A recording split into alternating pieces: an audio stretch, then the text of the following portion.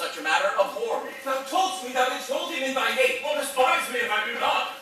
3 great ones of the city, in personal suit to make me his lieutenant, off cap to him. By the faith of man, I know my price. I'm worth no worse of place. But he, as loving his own pride and purposes, evades them with a bombast circumstance, horribly stuffed with the epithets of war, and in conclusion, non-suits my mediators. Forsooth, says he, I have already chose my officer. Good. And what was he? Forsooth, a great arithmetician, one Michael Cassio, a Florentine, that never set a squadron in the field, nor the division of a battle knows more than a spinster. Mere prattle without practice is all his soldiership. But he, sir, had the election. And I, of whom his eyes had seen the proof at Rhodes, Cyprus, and on other grounds, Christian and heathen must be lead and calm. He in good time must his lieutenant be. And I, God bless the mark, his moorship's ancient. By heaven, I would rather have been his hangman. Ah, serenity. 'Tis the curse of service. Preferment goes by letter and affection, not by the old gradation, where every second stood heir to the first.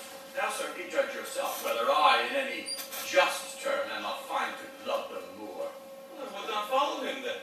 Oh, consent you, sir. I follow him, but to serve my turn upon him. We cannot all be masters, nor all masters cannot be truly followed. You shall mark many a duteous and neat crooked knave, that doting on his own obsequious bondage, wears out his time much like his master's ass, for naught but provender. And when he's old, cashiered. With me such honest knaves. Others there are, who trimmed in the forms and visages of duty, beget their hearts attending on themselves. And such a one do I profess myself. For, sir, it is as sure as you are Roderigo, or I the Moor. I would not be Iago. In following him, I follow but myself. Heaven is my judge, not I, for love and duty. But see me so, for my peculiar end. I am not what I am. What a full fortune does the thick lips owe if he can carry it thus. Call for father, rouse him, make effort for him. Poison his delight, proclaim him in the streets. Here is the father's house, I'll call him out. What ho, Brabantio! Signor Brabantio, ho! Awake, what ho, Brabantio! Thieves, thieves! Look to your house, your daughter, and your bags! Thieves, thieves! What is the reason of this terrible summons? What is the matter there? Signor, is all your family within? Are your doors locked? But why, wherefore ask you this? Soon, sir, you're robbed! For shame, put on your gown! Your heart is burst! You've lost half your soul even now! Now, very now, an old black ram is topping your white ewe! What, have you lost your wits? Most reverend Signor, do you know my voice? Not I. What are you? My name is Roderigo. The worse are welcome. I've charged thee not to halt about my doors, not in honest plainness. Thou hast heard me say my daughter is not for thee. Patience, good sir. And what tellst thou me of robbing? This is Venice, my house is not a grange. Most grave Brabantio, in simple and pure soul. Soon, sir, you widows will not serve God and the devil, bid you? Because we are come to do you service and you think we are ruffians, you'll have your daughter covered with a Barbary horse. You'll have your nephews neigh to you. What profane wretch art thou? I have one, sir, that comes to tell you that your daughter and the Moor are now making a beast with 2 backs. Thou art a villain. And you are a senator. First thou shalt answer. I know thee, Roderigo. Sir, I will answer anything. But I beseech you, if be your pleasure that your fair daughter, this odd even and dull watch of the night, be transported with no worse nor better guard, but with a knave of common hire, a gondolier, into the gross clasps of a lascivious Moor. If this be known to you in your allowance, we then have done bold and saucy wrongs. But if you know not this, my manners tell me we have your wrong rebuke. Your daughter, if you have not given her leave, I say again, hath made a gross revolt, tying her duty, beauty, wit, and fortune to an extravagant and wheeling stranger up here and everywhere. Straight satisfy yourself. If she be in her chamber or your house, let loose on me the justice of the state for thus deluding you. Strike on the tinder. Oh, give me a taper. All my people, light, I say light. Farewell, for I must leave you. It is not meet nor wholesome to my place to be produced, as if I stay, I shall against the Moor. For I do know the state cannot with safety cast him, for he is embarked with such loud reasons to the Cyprus wars, which even now stand in the act. And for their souls, another of his fathom they have none to lead their business. In which regard, though I do hate him as I do hell pains, yet for necessity of present life I must show out a flag or sign of love, which is indeed but sign. That you will surely find him, lead to the sagittary to raise its search. There will I be with him. Farewell. It is too true and evil. Gone she is. And what's to come of my despised time is not but bitterness. Now what, Reno? Where didst thou see her? Oh, happy girl. With the Moor, say'st thou? Who would be a father? Oh, she deceives me past thought. What said she to you? Are they married, think you? Truly, I think they are. Oh, how got she out? Oh, treason of the blood. Oh. Fathers, from hence, trust not your daughters' minds by what you see them act. Are there not charms by which the properties of youth and maidhood may be abused? Have you not read, Roderigo, of some such thing? Yes, sir, I have indeed. Call up my brother. Oh, would you had had her? Some one way, some another. You know where we may apprehend her in the Moor. I think I can discover that if it please you to give good guard to go along with. Pray you lead on. Call up some special officers of the night. Get weapons. Oh, onward, Roderigo. I'll deserve your pains.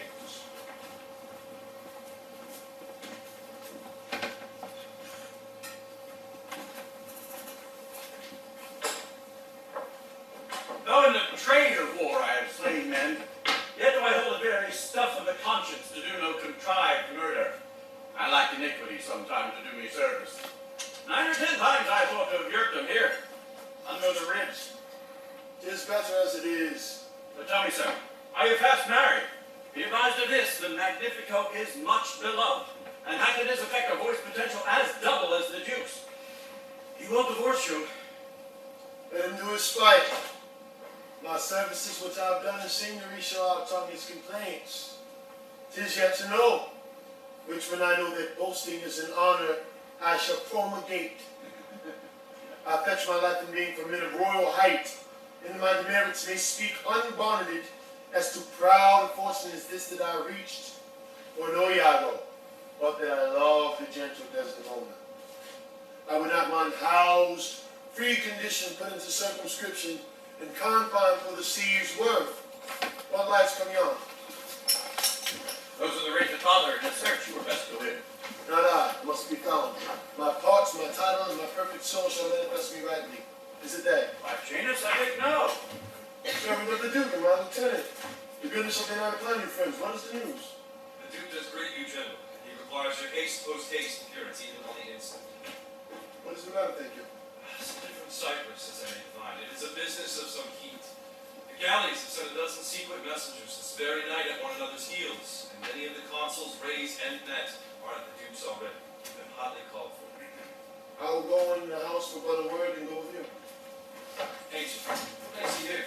Faithful. He tonight hath boarded a treasure barge. If it prove lawful prize, he's made forever. I do not understand. Hey, he's married. Married. Oh, come, Captain. Where you go? I have a view. Here comes another troop to seek for you. It is Brabantio, General. Be advised, he comes to mad intent. Signor, it is the Moor. Down with him. Hold your bright swords! For the duel rust them. Good senor, you shall command more with your ears than with your weapon. Oh, thou foul thief, where hast thou stoned my daughter? Damned as thou art, thou hast enchanted her. For I'll refer me to all things of sense, if she in chains of magic were not bound. Whether a lady, so tender, fair, and happy, so opposite to marriage that she shunned the wealthy curled darlings of our nation, could ever have incurred a general mock, run from her garnage to the sooty bosom of such a thing as thou, to fear, not to delight, judge of the world. It is not gross in sense that thou hast practiced on her with foul charms, abused her delicate youth with drugs or minerals, that weaken motion, I'll have disputed on. 'Tis probable and palpable to thinking, I therefore apprehend and do attach thee as an abuser of the world, a practicer of arts inhibited and out of warrant. Lay hold on him. Hold your hands!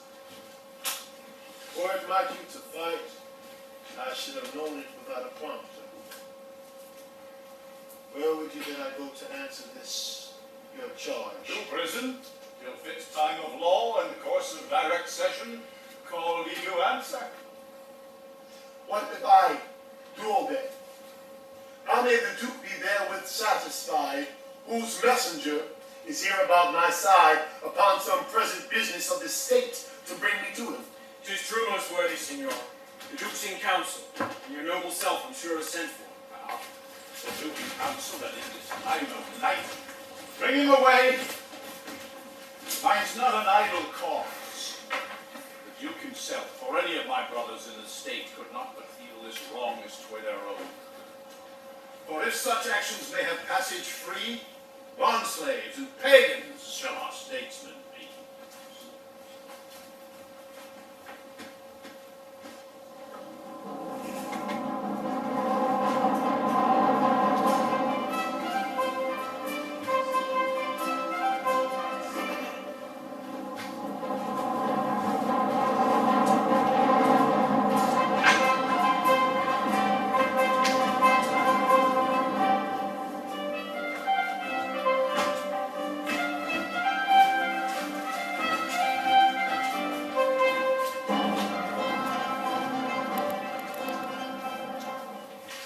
There's no composition in these rooms that gives them credit. They are disproportioned. My letters say 107 gallons. And mine 140. And mine 200, but though they judge not on a just account, yet do they all confirm a Turkish fleet and bearing up to Cyprus. A message from the galleys. Now, what's the business? The Turkish preparation makes for roads. So as I did report here to the state, by Signor Angelo. I'll say you by this change. This cannot be. By no assay of reason. 'Tis a pageant to keep us in false gaze. For we consider the importance of Cyprus to the Turk, and let ourselves again but understand it more concerns the Turk than roads. So may he with more facile question bear it. For it stands not in such warlike grace, but altogether lacks the ability that road is rested. Nay, in all confidence he's not for roads. Here is more news. The Ottomans, Reverend and gracious, steering with due course towards the Isle of Rose, have there enjointed them with an afterfleet So I thought, how many do you guess? of 30 sail, and now they do restem their backwards course, bearing with frank appearance their purposes towards Cyprus. to certain then for Cyprus. Here comes the valiant Moor. And my Brabantio.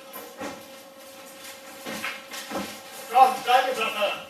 We must straight employ you against the general enemy Ottoman. I did not see you. Welcome, gentle signor. We lacked your counsel and your help tonight. So did I yours, though your grace pardon me. Neither my place nor aught I heard of business hath raised me from my bed, nor did the general care take hold on me. For my particular grief is in so floodgate and o'erbearing nature that it engluts and swallows other sorrows, and it is still itself. Why, what's the matter? My daughter, oh, my daughter. Dead? Aye, to me, she is abused, stolen from me, and corrupted by drugs and medicines bought of mountebanks. For nature, so preposterously to her, being not deficient, blind, nor lame of sense, sends witchcraft, could not. Where he be that in this foul proceeding hath thus beguiled your daughter of herself, and you of her, the bloody book of law you shall yourself read, in the better letter, after your own sense, yea, though our proper son stood in your after. Humbly I thank your grace. Here is the man this morning. We are very sorry for it. What in your own part can you say to this? Nothing, but this is so. Most potent, brave, and reverend signors. Now very noble and approved good masters. That I've taken away this old man's daughter is most true. true that I have married her. The very head in front of my bending hath this extent, no more. Rude am I in speech, and little blessed with the soft phrase of peace, for since these arms of mine had 7 years been, till now some 9 moons wasted, they have used their dearest action in the tented field. In little of this great world can I speak more than pertains to feats of broil and battle. Therefore little shall I grace my cause in speaking for myself. But by your brave patience I will around unvarnished shall deliver thy whole course of love. What drugs, what charms, what conjuration, what mighty magic, for such proceeding I am charged withal, I once thought. A maiden never bold, in spirit so still and quiet, that she blushed her mouth motions at herself, and she, in spite of nature, of years, of country, credit, everything, to fall in love with what she feared to look on, it is a judgment maimed, and most imperfect, that will confess perfection could so err against all rules of nature, that must be ridden. Find out practices of cunning hell, why this should be. I therefore vouch again, that with some mixtures powerful o'er the blood he wrought upon her. To vouch this is no proof. But Othello, speak. Did you, by indirect and forced courses, subdue and poison this young maid's affections? Send for the lady to the Sagittary. Let her speak of me before her father. If you do find me foul in her report, the trust, the office I hold of you, not only take away, but let your sentence even fall upon my life. Fetch Desdemona hither. Ancient, conductor, you best know the place. Till she come, so justly for your grave ears, I will present how I did thrive in this fair lady's love, and she in mine. Say it, Othello.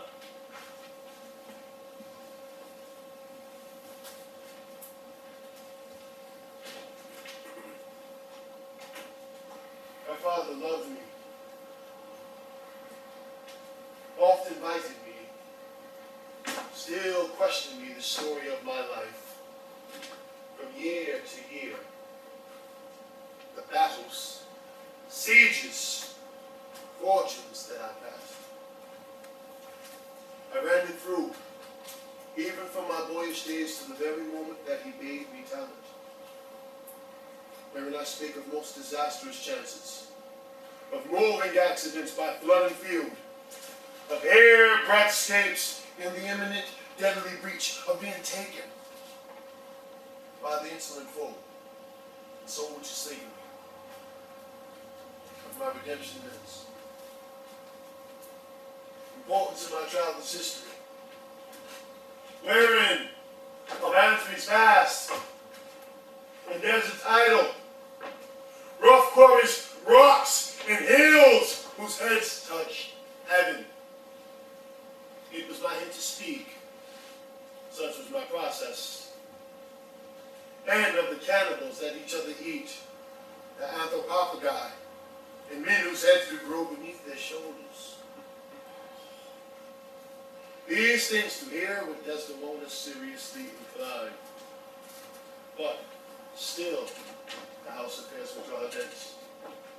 Whichever she could, with haste, dispatch she'd come again, and with a greedy ear devour my discourse, which I, observing, took once a pliant hour, found good means to draw from her a prayer of earnest heart, that I would all my pilgrimage dilate, whereof by parcel she had something heard, but not attentively. I did consent, and often did beguile her of tears, when I did speak of some distressful stroke my youth suffered. My story being done, she gave me for my pains a world of kisses. She swore in faith 'twas strange, 'twas passing strange, 'twas pitiful, 'Twas wondrous pitiful. She wished she'd not heard it, yet she wished that heaven had made her such a man. She thanked me and bade me, if I had a friend that loved her, I should but teach him how to tell my story, and that would woo her. Upon this hint I spake. She loved me for the dangers I had passed, and I loved her that she did pity them. This only is the witchcraft I have used. Here comes the lady. Let her witness it. I think this tale would win my daughter too. Oh, good Brabantio, take up this mangled matter at the best. Men do their broken weapons rather use than their bare hands. I pray you hear her speak. If she confessed that she was half the wooer, destruction on my head if my bad blame light on the man.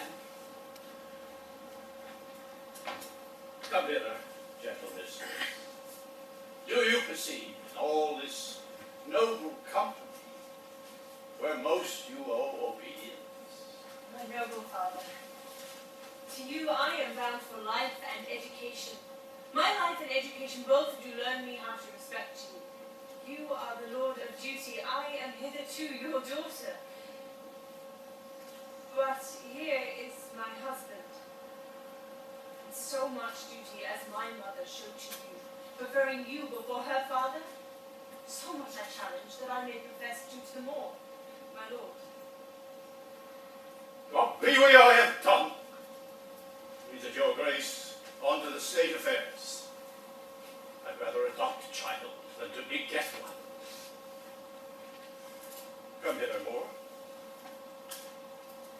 I hear you give thee that with all my heart, which but thou hast already, I would with all my heart keep from thee. For your sake, Jewel, I'm glad at soul I have no other child. For thy escape would teach me tyranny, to hang clogs on them. I am done, my lord. Let me speak like yourself and lay a sentence, which, as agrees or a step, may help these lovers into your favor. When remedies are past, the griefs are ended, by seeing worse which laid on hopes depended. To mourn a mischief that is past and gone is the next way to draw new mischief on. The rob that smiles steals something from the thief. He robs himself and spends a bootless grief. So let the Turks of Cyprus us beguile. We lose it not so long as we can smile. Your words are words. I never yet did hear the bruised heart was mended through the ear. I prithee proceed to the affairs of state. The Turk, the most mighty preparation makes for Cyprus. Othello, the fortitude of the place is best known to you, and though we have there substitute of most allowed sufficiency, yet opinion, a sovereign mistress of effects, throws a more safer voice on you. You must therefore be content to slumber the gloss of your new fortunes with this more stubborn and boisterous expedition. The tyrant custom most brave senator hath made the flinty and still couch of war my thrice-driven bed of down. I do agonize the natural and prompt alacrity. I find it hardness to undertake these present wars against the Adamites. Therefore, bending to your state, I crave the disposition for my wife, as levels with her breeding. It please you be it ever, fathers. No, I'll not have it so. Nor I. Dora, I would not there reside, but my father in impatient thoughts by being in his eye. Most gracious Duke, to my unfolding lend your prosperous ear, and let me find a charter in your voice to assist my sinfulness. What would you, Desdemona? That I did love them all, to live with him. My downright violence and storm of fortunes may trumpet to the world. My heart's subdued even to the utmost pleasure of my lord. I saw Othello's visage in his mind, and to his honour and his valiant parts I did my soul and fortunes consecrate, so that, dear lords, if I be left behind a month of peace, and he go to the war, the rights for which I love him are bereft me, and I, a heavy interim, shall support by his dear absence. Let me go with him. Better have your voices. Having vouched for me. I therefore beg it not to please the palate of my appetite, but to be free and bounteous to her mind. And heaven defend your good souls that you think I will be serious and great business scant, for she is with me. No. When light-winged toys of feathered Cupid foil with wanton dullness my speculative and office instruments, may housewives make a stillet of my helm. Be it as you shall privately determine, either for her stay or going. The fair cries haste, and speed must answer it. You must away tonight. Tonight, my lord. This night. With all my heart. At 9 in the morning, here we'll meet again. Othello, leave behind some officer, and he shall our commission bring to you, and such things else of quality and respect as doth import you. Your Grace, my ancient, a man he is of honesty and trust, to his conveyance I assign my wife, with what else needful your good grace shall think to be sent after you. Well, let it be so. Good night to everyone. And, noble signor, if virtue no delighted beauty lack, your son-in-law is far more fair than black.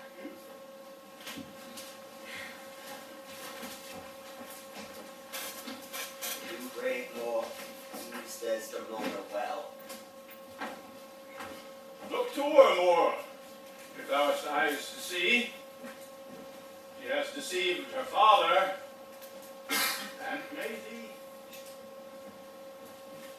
My life upon her faith.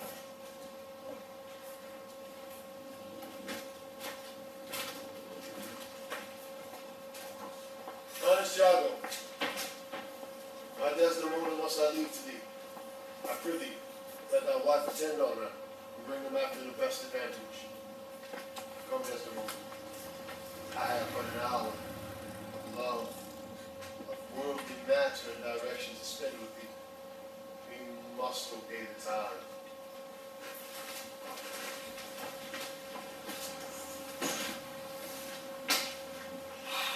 Iago! What sayest thou, noble heart? What will I do, thinkest thou? Why? Go to bed and sleep. I will incontinently drown myself. If thou dost, I shall never love thee after. Why, thou silly gentleman? The silliness to live is torment. And then we have a prescription to die when death is our physician. Oh, villainous. To try to distinguish betwixt a benefit and an injury, I never found a man who knew how to love himself. Or I would say I drowned myself for love of a guinea hen. I changed my humanity with a baboon. What shall I do? I confess it is my shame to be so fond, but it is not my virtue to amend it. Virtue? A fig? It is in ourselves that we are thus, or thus. Our bodies are gardens, to which our wills are gardeners. So that if we will plant nettles or sow lettuce, provided with one gender of herbs, or distract it with many, why the power of this lies in our wills.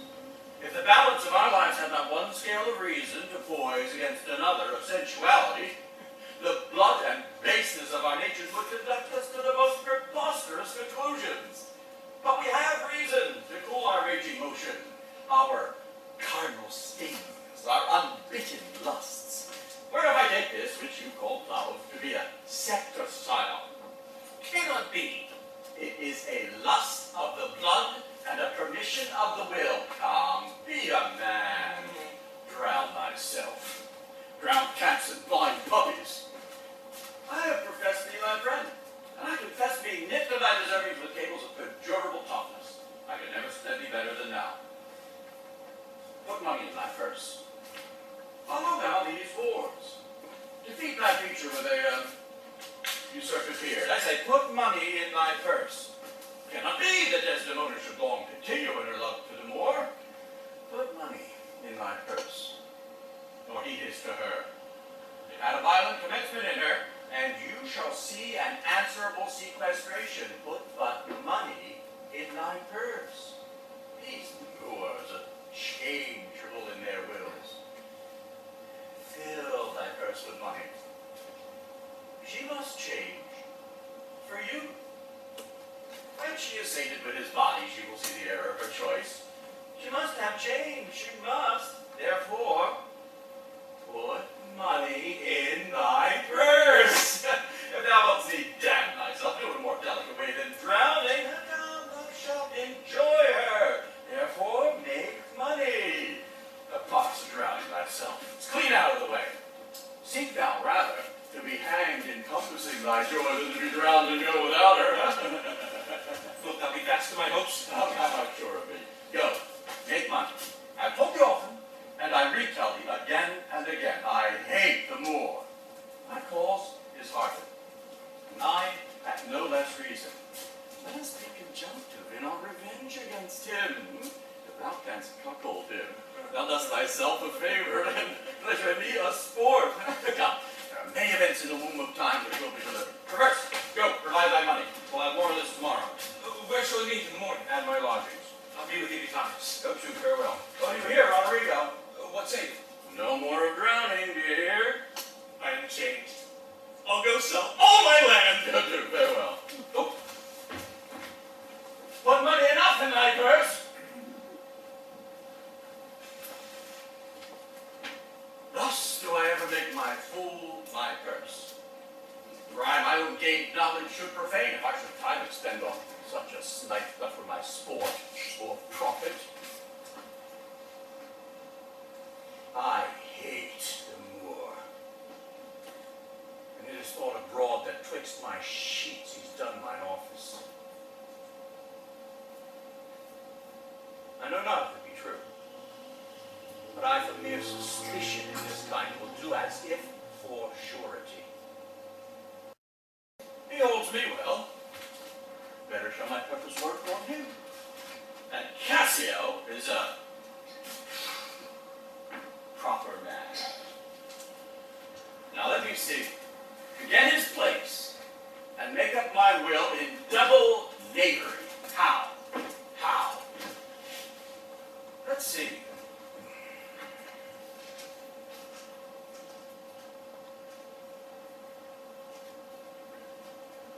After some time, to abuse Othello's ear that Cassio is too familiar with his wife. Yet a person that is smooth disposed to be suspected, framed to make women fall. And the Moor is of a free and open nature that thinks men honest, that but seem to be so, and will as tenderly be led by the nose as asses are. I have it. It is engendered. Hell and night must bring this monstrous birth to the world's light.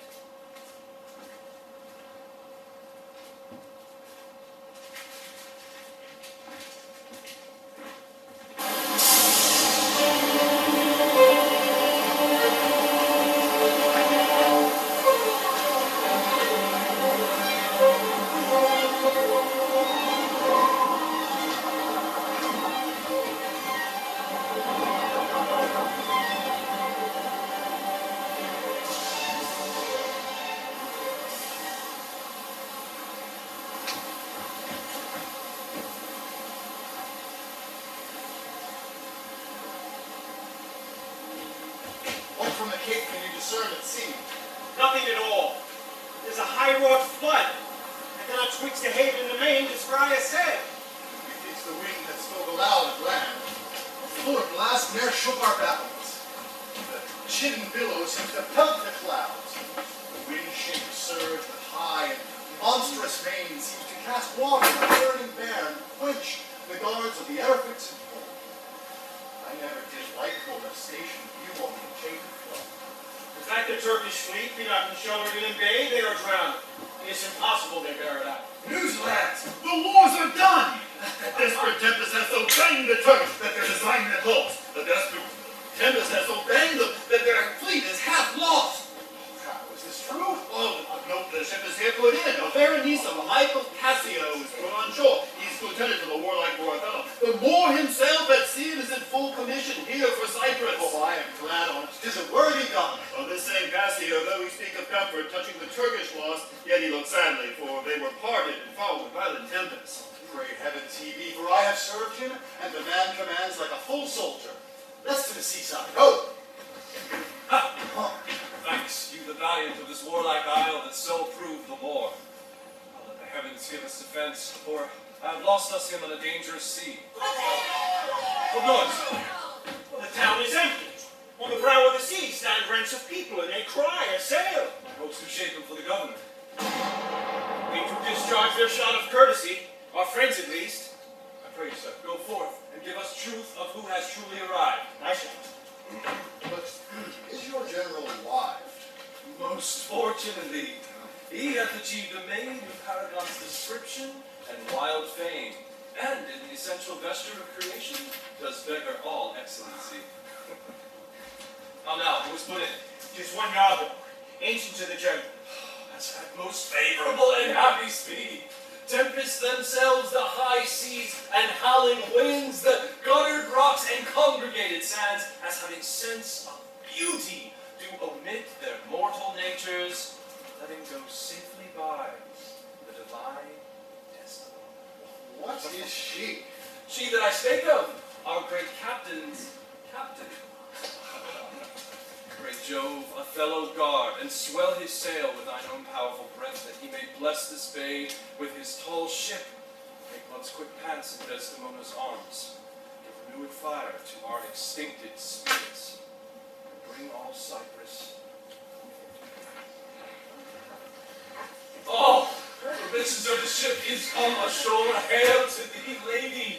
The grace of heaven go before thee, behind thee, and on every hand and wheel thee round. I thank you, valiant Cassio. What tidings can you tell me of my lord? Is not yet arrived, nor know I aught that he is well, and will be shortly here.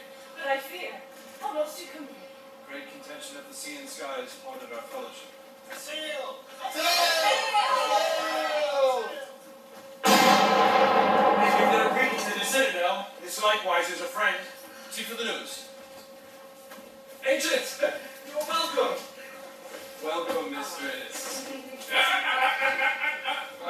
Let it not call your patience, good Iago, that I do extend my manner. Sir, would she give you so much of her lip as of her tongue, she oft bestows on me, you'd have enough. Alas, she has no speech. Your faith too much. I have it still when I have lisped to sleep. Mary, before your baby shit, I'll warrant she puts her tongue a little in her heart and chides with thinking. You have little cause to say so. Oh, come, come. You are pictures out of doors, but bells in your parlors and wildcats in your kitchens. Saints in your injuries, but devils being offended. How players in your housewifery, and housewives in your beds. Fie upon me, slanderer. Nay, it is true, or else I am a Turk. You rise to play and go to bed to work. You shall not write my praise. No, let me not. What would thou write of me, if thou should praise me? Gentle lady, you do not put me to it, for I am nothing if not critical. Come on. Say. Ah. I am not married, but I do beguile the thing I am by seeming otherwise. Come. What wouldst thou write of me? I am about it, but indeed my invention comes from my fate as birdlime does from trees. It plucks out brains and all. But my muse labors, and thus she is delivered.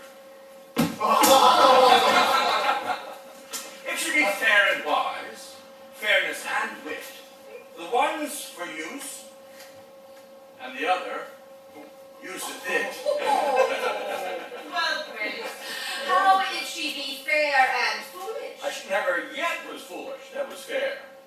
For even her folly helped her to an heir. These all fun paradoxes make fools laugh in the alehouse. Oh. What miserable praise hast thou for her that's foul and foolish? There's none so foul and foolish thereunto, but does foul pranks which fair and wise ones do. Thou praises the worst best. But what praise canst thou bestow on a deserving woman indeed?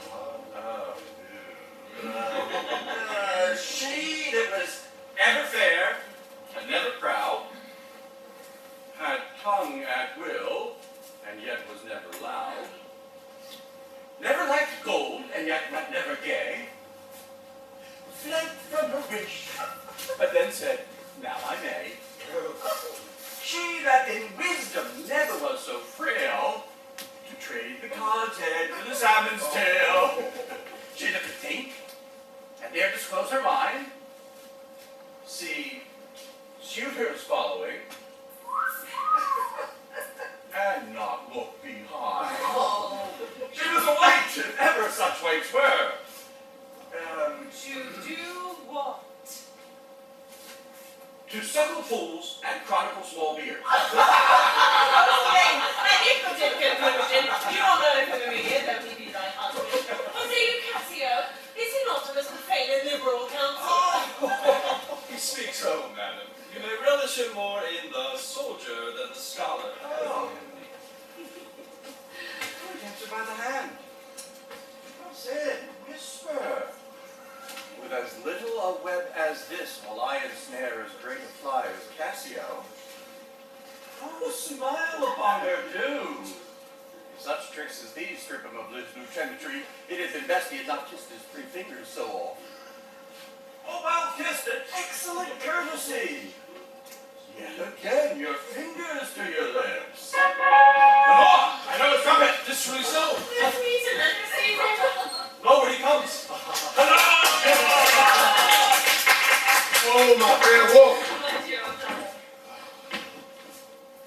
It brings me wonder, great is my content to have you here before me. Oh, my soul's joy. If after every tempest comes such calms, may the lingering walk on hills and seas Olympus high and duck again as low as hell from heaven. May the winds blow today of waking death. For I fear my soul hath a content so absolute that not another comfort like this succeeds in unknown fate. The heavens forbid, but that our loves and comforts should increase, even as our days do grow. Amen to that sweet powers. I cannot speak enough of it. It stops me here. There's not too much joy. And this. And this. The greatest discords be that e'er our hearts shall make. Oh, you're well tuned now. But I'll set down the pegs that make this music, as honest as I am. Oh, let us to the castle. Friends, news!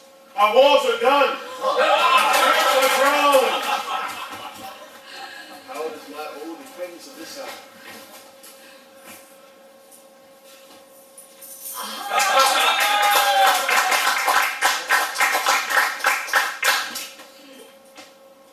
Honey, you shall be well desired in Cyprus.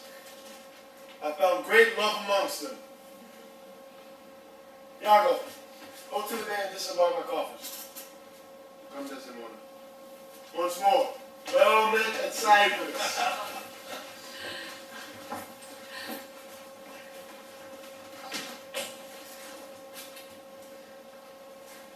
Do thou meet me presently at the harbor. The lieutenant watches tonight on the court guard. First, I must tell thee this. Desdemona is directly in love with him. With him? Oh, it is not possible. Lay thy finger thus, and let thy soul be instructed. Mark me, with what violence she first loved the Moor, but for bragging and telling her fantastical lies. And will she love him still for prating? Let not thy discreet heart think it. Her eye must be fed, and what delight shall she have to look upon the devil? When the blood is made dull with the act of sport, there should be again to inflame it, and to give satiety a fresh appetite, loveliness in feature, sympathy in years, manners, beauties, all which the Moor is defective in. Now, for one of these required conveniences, her delicate tenderness will find itself abused. Begin to heave the gorge, disrelish, and abhor the Moor. Very nature will instruct her in it and compel her to some second choice. Now, this being granted, as it is a most pregnant and unforced position, who stands so eminent in the degree of misfortune as Cassio does?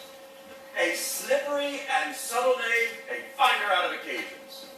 Besides, the knave is handsome and young, got those requisites in him that folly and greened minds look after. A pestilent, complete knave, and the woman hath found him already. I cannot believe that in her. She's full of most blessed condition. Blessed? Fig's end. The wine she drinks is made of grapes.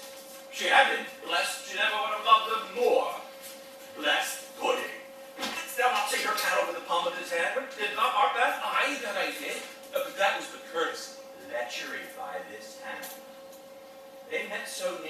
their lips that their breaths embrace together. Oh, villainous thoughts, Roderigo. But sir, be you ruled by thee. I have brought you out of Venice. Watch you tonight. For the command I'll lay upon you, Cassio knows you not, and I'll not be far from you. Do you find some occasion to anger Cassio, either by speaking too loud, or shaking his discipline, or from whatever cause you please? Well, sir, he is rash and very sudden in choler, and haply may strike at you. Provoke him that he do. For even out of that, will I cause these of Cyprus to mutiny, whose pacification shall come into no true trust again, but by the disgranting of Cassio. Thus shall you have a shorter journey to your desires, by the means I shall then have to prefer them. I will do this, if I can bring it to any opportunity. I warrant thee. Meet me, by and by, at the citadel. I must fetch his necessaries ashore. Farewell. Adieu.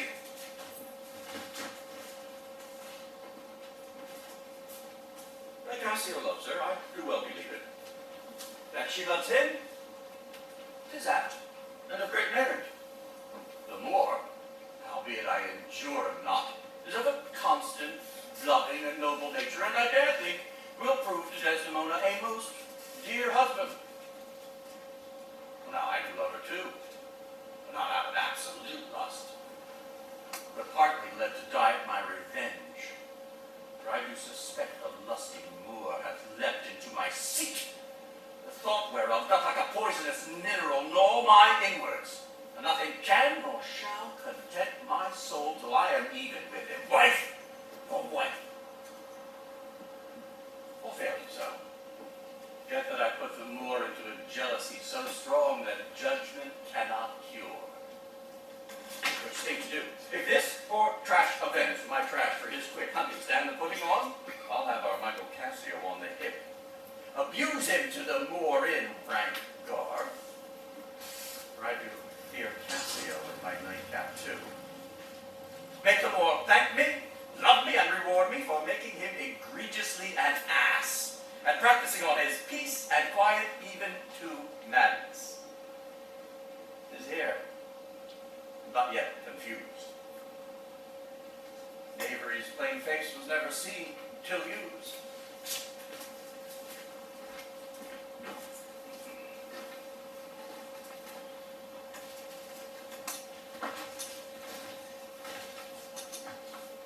Michael, took you to the guard tonight.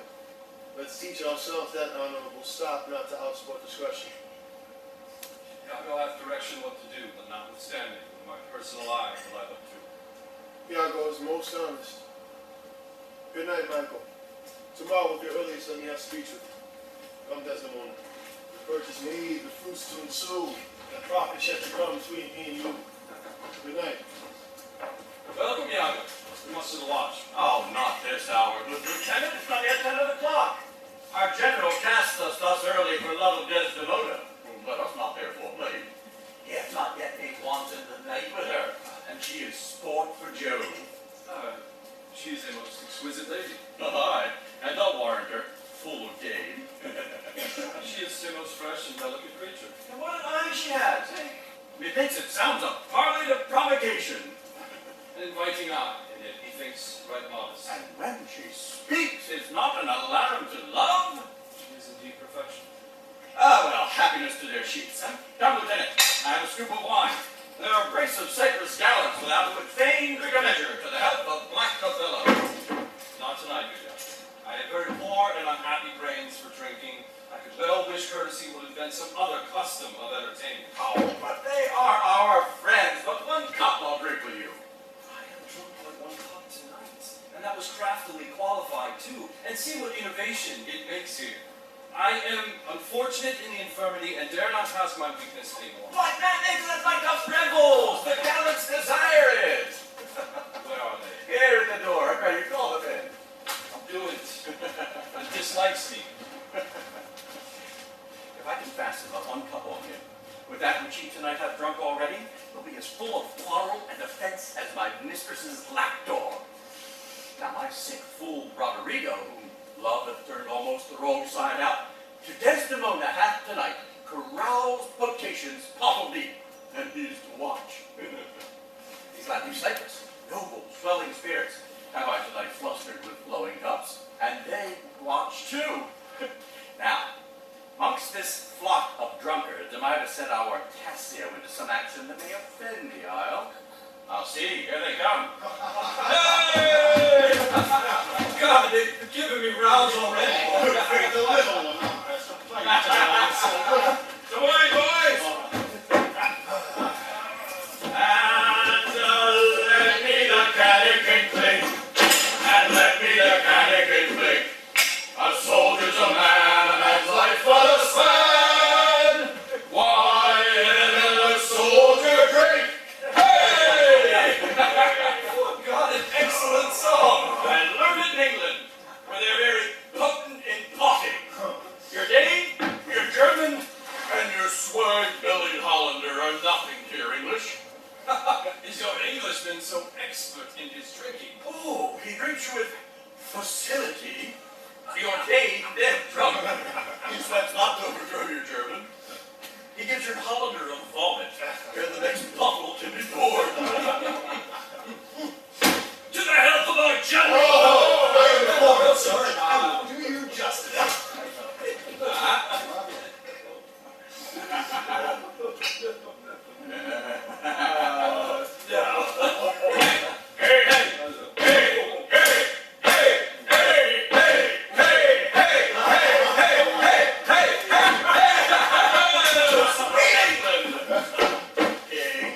Stephen was a worthy peer, his riches cost him but a crown.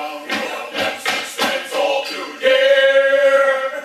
With that he called the tailor clown. He was a wight of high renown, and thou art but of low degree. 'Tis pride that pulls our country down. So take thy oath upon thee. This is a more exquisite song than the other. Would you hear it again? No. I hold him to be unworthy of his place that does those things. Well, God's above all, and there be souls must be saved, and there be souls must not be saved. Oh, too true, good lieutenant. For my own part, no offense to the general, or any man of quality, I hope to be saved. And so do I too, lieutenant. I, by your leave, not before me, lieutenant is to be saved before Asian. Some more of this, some more of this. Some more there, gentlemen, let's look to our business. Oh, what gentlemen! You must not think that I am drunk. This is my ancient. Hey! This is my right hand. This is my left. You must not think I am drunk. I can stand well enough. I can speak well enough. Excellent. And therefore, you must not think that I am drunk.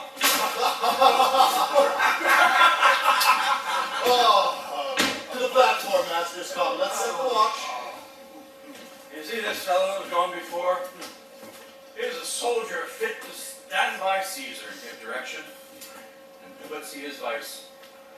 And to fear the trust Othello puts him in, will want some odd time of this island, put this island into unrest. But is he often thus? Is evermore the prologue to his sleep. It were well the general were put in mind of it. Perhaps he sees it not. And 'tis a pity that the noble boar should have it in such a place as his own second with one of an ingraft infirmity. It were well the general were put in mind of it, and were an honest action to say so. Oh, not I for this fair island. I shall look Cassio well, and would do much to see him cured of this evil. Help! Help! Hark! What noise is this? Help! You rogue! Rascals! Even do a twig oh, weary! Must all pray, bro? Never be talking to that hold your hand!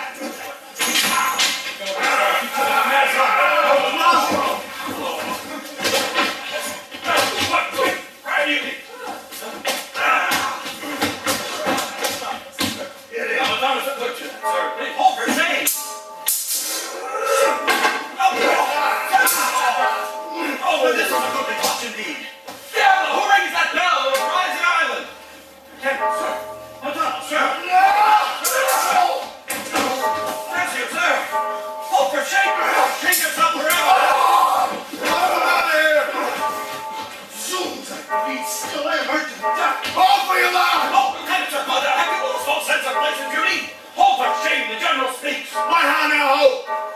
winterize at this. The Christian chain put by this barbarous brawl. Sounds that dreadful bell. Writes the album of propriety. He who stirs next to God for his own rage holds his soul light. It dies upon his motion. What's the matter, masters? Honest Iago looks dead with greed. Speak, who began on that love I charged thee? I do not know. Friends all but now, even now, in quarter and in turns like bride and groom, divesting themselves for bed. And then but now, swords out, tilting at one another's breasts in bloody opposition. I cannot speak any beginning to this peevish odds. What's the matter, Michael? Are you thus forgot? How comes it? Beg pardon, I cannot speak. Worthy Montano, what's the matter that you unleash your reputation thus and spend your rich opinion for the name of a night brawler? Give me to note. Worthy Othello, I am hurt to danger. Your officer Iago can inform you while I spare speech, which something now offends me, of all that I do know. Now, if I once stir or do but lift this arm, the best of you shall sink in my rebuke. Ah, in a time of war, in while the people's hearts brimful of fear to manage private and domestic quarrel, in night, in court, on guard of safety, 'tis monstrous. Speak, who began it? Partially defined or leagued in office, thou dost deliver more or less than truth. Thou art no soldier. Touch me not so near. I'd rather have this tongue cut from my mouth than it should do offense to Michael Cassio. Yet I persuade myself to speak truth shall nothing wrong him. Thus it is, generally.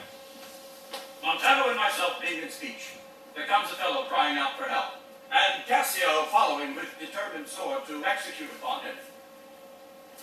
Sir, this gentleman steps into Cassio to entreat his balls. Myself, the crying fellow did pursue, but he swift of foot outran my purpose. So I returned the rather, for that I heard the clink and fall of swords, and Cassio in high oath, which till tonight I ne'er might say before. I found them close together, at blow and thrust, even as they were when you yourself did part them. More of this matter I cannot speak. Yet, men will be men. Best sometimes forget. Though Cassio did him some little wrong, as men in rage all strike those that mean them best, yet surely Cassio, I believe, received from him who fled some strange indignation which patience could not pass.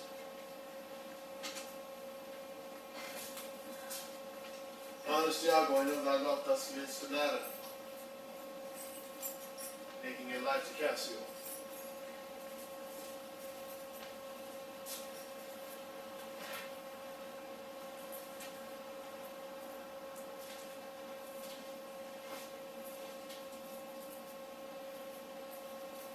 Cassio, I love you, but never more be an officer of mine.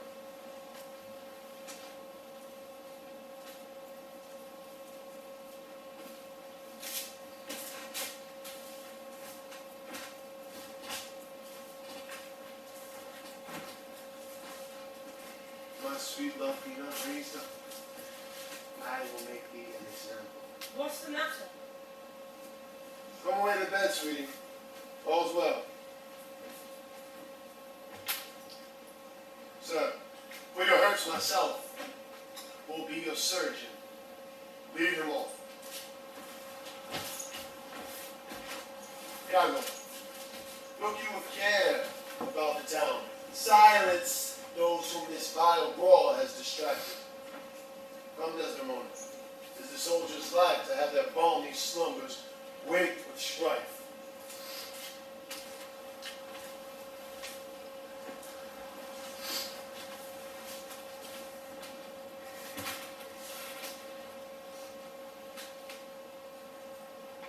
What, are you hurt, Lieutenant? I've passed all surgery. Mary, God forbid!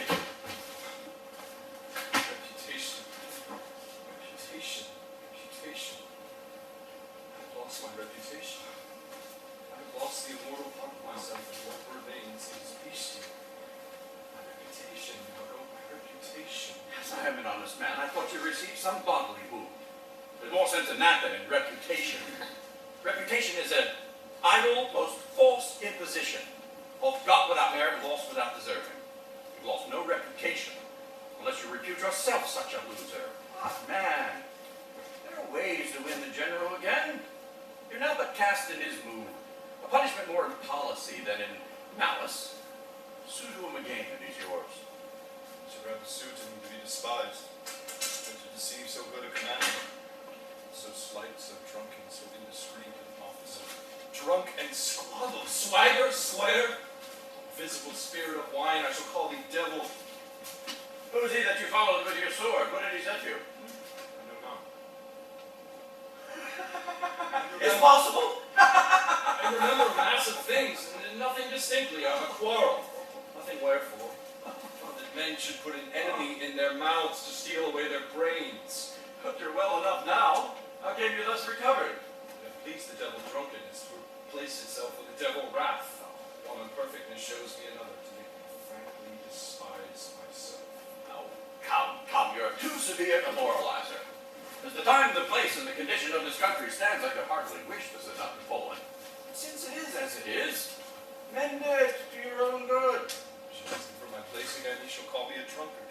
Had I as many mouths as Hydra, such an answer would stop them all. To be sane, blinded by a fool, and presently a beast. Oh, strange, every inordinate cup is unblessed, and the ingredient is devil. Come. Good wine is a good familiar creature, if it be well used. Exclaim no more against it. And good lieutenant, I think you know I love you. I think I do approve of such. I drunk. I'll tell you what you shall do. Our general's wife is now the general. Confess yourself freely to her. Importune her to help push you in your place again.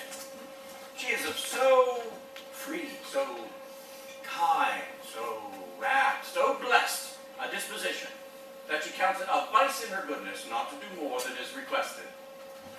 This broken joint between you and her husband, entreat her to splinter, and my fortune against any wager worth naming, this crack in your love will go stronger than it ever was before. You two advise me well. I protest in the sincerity of love and honest kindness.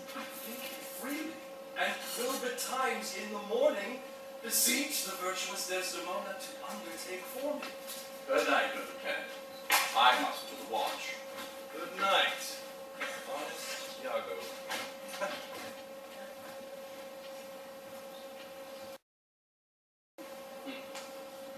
And what's he then that says I played a villain? When this advice is free I give, and honest, probable to thinking, and indeed the way to win the Moor again. For 'tis most easy the inclining Desdemona to subdue in any honest suit. She's framed as fruitful as the free air, and then for her to win the Moor? His soul is so infetered to her love that she may make, unmake, do what she list, even as her appetite plays the god to his sweet function. How am I then a villain? To counsel Cassio to this parallel course, directly to his own good. Divinity of hell! When devils will their blackest sins put on, they do suggest at first with heavenly shows, as I do now.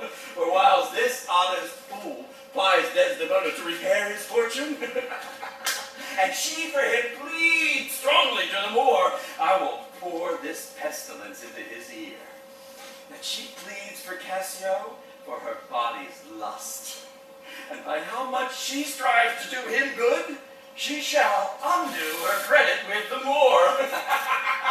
Thus shall I turn her virtue into pitch, and out of her own goodness make the net that shall enmesh them all.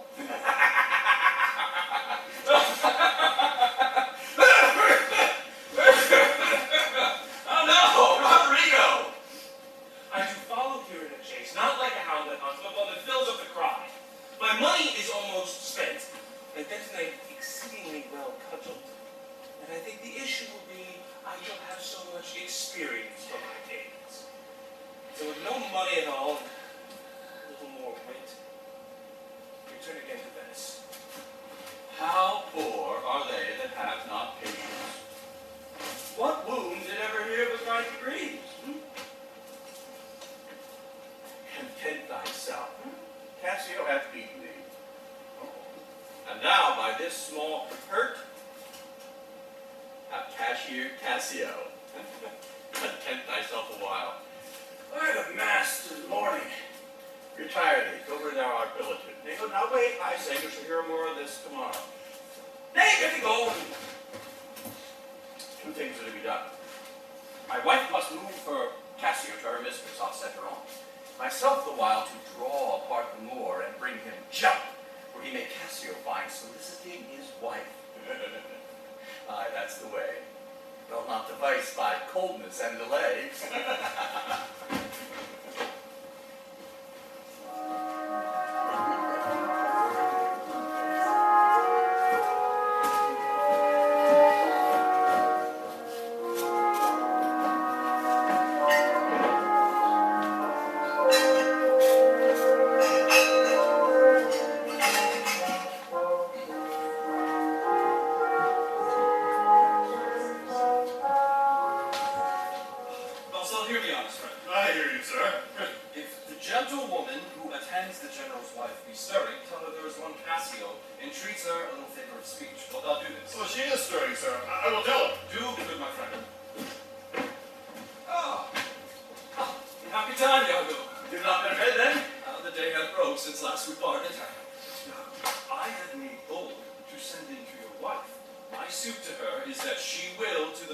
Desdemona, procure me some access. I'll send her to you presently. I humbly thank you for it. I've never met a Florentine more kind and honest. Good morrow, good lieutenant. I am sorry for this mission, but all will sure be well. The general and his wife are talking of it, and she speaks for you stoutly. The Moor replies that he you hurt is of great fame in Cyprus and great affinity, but he protests he loves you and needs no other suitor but his likings to take the safest occasion by the front to bring you in again. I beseech you, give me advantage of some brief discourse with Desdemona alone. Pray you come in. I will bestow you where you shall have time to speak your bosom freely. I am much bound to you.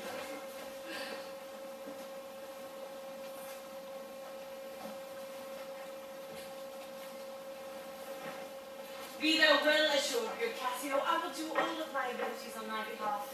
Good madam, do. I know it grieves my husband as if the cause were his. Oh, that's an honest fellow. Bounteous madam, whatever shall become of my uncle Cassio, he is never anything but your true servant. I know it. I thank you. You do love my lord. You have known him long.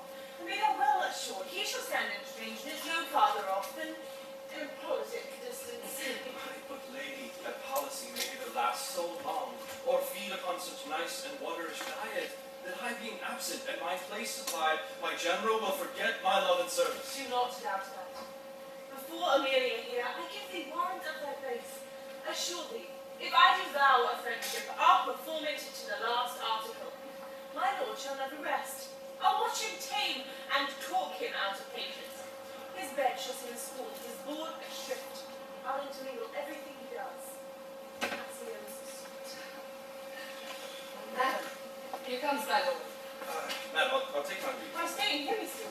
Not now. I am very ill at ease, unfit for mine own purposes. Well, to your discretion. Oh, I like not bad. What dost thou say? Oh, nothing, my lord. Very flat. I'm not bought. Not that Cassio parted from my wife. Cassio, my lord? No, sure. I cannot think it that he would steal away so guilty-like, seeing you coming. I do believe so, see. How now, my lord? I have been talking with a suitor here, a man who languishes in your displeasure. Who is it you mean? Why, your lieutenant, Cassio. Good, my lord, if I have any grace or power to move you, his present reconciliation take. For if you be not one that truly loves you, I have no judgment in an honest face. I prithee call him back. Where's he heads now? I, sooth, am so humble that he hath left part of his grief with me to suffer with him. Good love, call him back. Now, sweetness, and want some other time. Or will it be shortly? The sooner sweet for you. Or will it be tonight at supper? I shall, no, not tonight. Oh, well, tomorrow dinner then. I shall not dine at home. I meet with the captains at the Citadel. Well, tomorrow night. Or Tuesday morn. Or Tuesday noon or night. Or Wednesday morn, I prithee. Name the time, but let it not exceed 3 days. When shall he come? Tell me, Othello.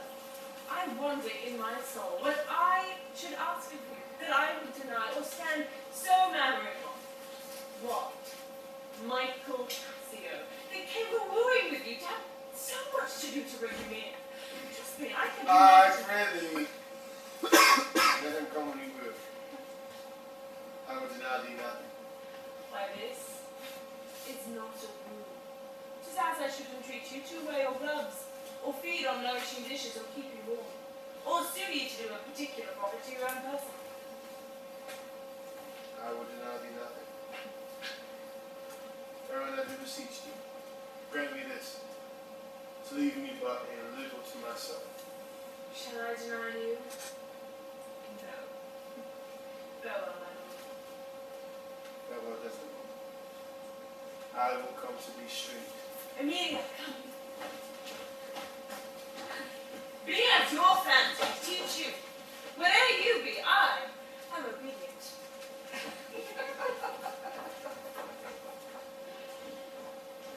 Excellent wretch!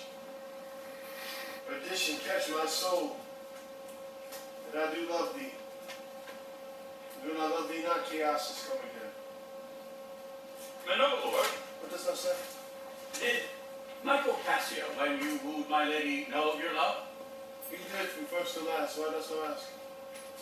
But for a satisfaction of my fault, no farther harm. Why have thou thought, Iago? I did not think he had been acquainted with her. Yes, and went between the stereo oft. Indeed. Aye, indeed. Assumest thou often that? Is he not honest? Honest, my lord. Honest, aye, honest. Lord, for all I know. What dost thou think? Think, my lord. Think, my lord. By heaven, he echoes me. As if there were a monster in his thoughts too hideous to be shown. Thou dost mean something. I heard thee say even now. Thou likest not when Cassio parted from my wife. What didst not like? And when I told thee of my counsel, my whole course of wooing, thou criest, indeed, it didst contract and purse thy brow together, as if thou had shut up in thy brain some horrible conceit. Thou dost love me, show me thy thoughts. My lord, you know I love you. Happen thou dost. Since I know thou art full of love and honesty, and wearest thy words before thou givest them breath, these stops of thine frighten me the more. For Michael Cassio, I dare be sworn, I think that he is honest. I think so too. Men should be what they seem, and those that be not, would they might seem none. Certainly. Men should be what they seem. Why then, I think Cassio's an honest man. Nay, it was more in this. I pray thee, speak to me as to thy thinkings, as thou dost ruminate. Oh, dear Hear my, thy worst of thoughts, the worst of words. dear my lord, pardon me. Though I am bound to every act of duty, I am not bound to that which all slaves are free to. Utter my thoughts? Why, say they are vile and false, as where's that palace whereunto foul things sometime intrude not.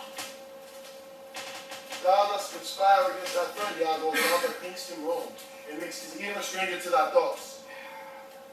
I do beseech you, though I perchance am vicious in my guess, as I confess it is my nature's plague to spy into abuses, and oft my jealousy shapes faults that are not, that you take no notice, nor build yourself a trouble out of my scattering and unsure observances. It is not for your quiet nor your peace, or for my manhood, honesty, and wisdom to let you know my thoughts. What dost thou mean? Good name in man and woman, dear my lord, is the immediate jewel of their souls. Who steals my purse, steals trash. Is something, nothing. Was mine, is his, and has been slave to thousands. But he who filches from me my good name robs me of that which not enriches him, and makes me poor indeed. By heaven, I know thy thoughts. Oh, beware, my lord, of jealousy. It is the green-eyed monster that doth mock the meat it feeds on. That cuckold lives in bliss, who, certain of his fate, loves not his wronger. Though what damned hours tells he o'er, who dotes, yet doubts, suspects, yet strongly loves. Oh, misery. Poor and content is rich, and rich enough. But riches boundless is as poor as winter to he who ever fears he shall be poor. O good God, the souls of all my tribe protect from jealousy. Why is this? Why? Thinkst thou I'd make a life of jealousy? To follow still the changes of the moon with fresh suspicions? No. To be once in doubt is to be once resolved. 'Tis not to make me jealous to say, my wife is fair, leads well, free of speech, loves company, sings, plays, and dances well. Where virtue is, these are more virtuous. Nor from mine own weak merits will I draw the smallest fear or doubt of her adult, for she had eyes. She chose me. No, Iago. I'll see before I doubt. When I doubt, prove. And on the proof, there's no more but this. Away at once with love or jealousy. I am glad of this. For now I shall have reason to show the love and duty that I bear you with franker spirit. Therefore, as I am bound to receive it from me, I speak not yet of proof. Look to your wife. Observe her well with Cassio. I would not have your free and noble nature out of self-bounty be abused. Look to it. I do know our country's disposition well. In Venice, they do let God see the pranks they dare not show their husbands. Their best conscience is not believed undone, but kept unknown. Dost thou say? Well, she did deceive her father in marrying you. When she seemed to shake and fear your looks, she loved them best. And so she did. Why, then go to. She that's so young could give out such a seeming to seal her father's eyes up close as though he thought was witchcraft. But I am much to blame. I humbly do beseech you of your pardon for too much loving you. I am bound to thee forever. I see this hath a little dashed your spirits. No, not a jot. You think I fear it has. I hope you will consider what is said comes from my love. Oh, but I do see you're moved. I am to pray you not to strain my speech to any grosser issue, nor to farther reach than to suspicion. I will not.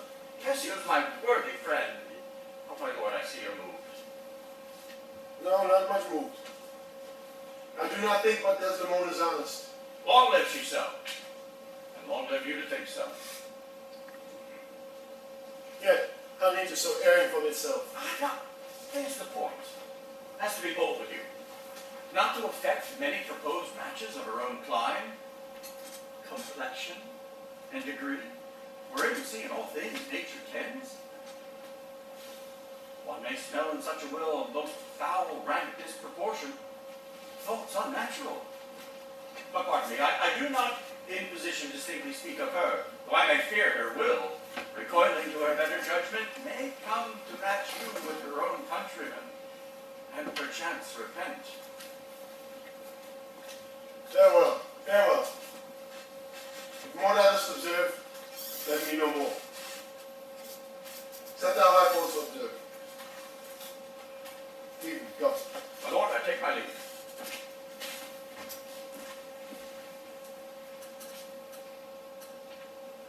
Why did I marry? This honest creature doubtless sees and knows much more than he unfolds. My lord, I humbly do beseech your honor to stand this thing no farther. Leave it to time.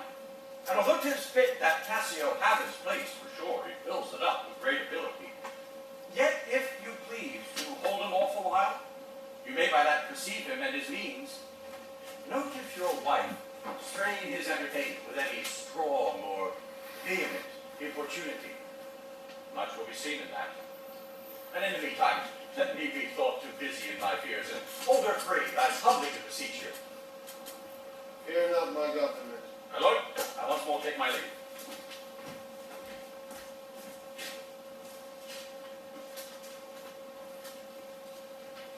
This fellow is of exceeding honesty, and knows all qualities with the learned spirit of human dealings.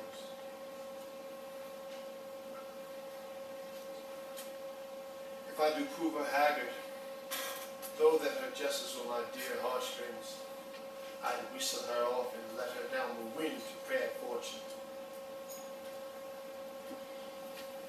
Haply, for I am black, and have not those soft parts of conversation that chambers have, or if I'm inclined into the vale of years. Yet, that's not much. I'm abused, and to my relief, my streets are low. Oh, curse of marriage that we can call these delicate creatures ours, and not their appetites. I'd rather be a toad and live upon the vapor of a dungeon than to keep a corner and a thing I love for others' uses. Look where she comes. Oh, she be false under heaven rocks herself. I'll not believe it. Oh, now, my dear Othello. Good dinner and generous islanders by you invited. Your gentle presence. I am to blame. Why do you speak so faintly? Are you not well? I have a pain on my forehead here. Faith, that's with watching. 'Twill away again. Let me but bind it hard, and within this hour it will be well. The napkin is too little. Come. I will go in with you.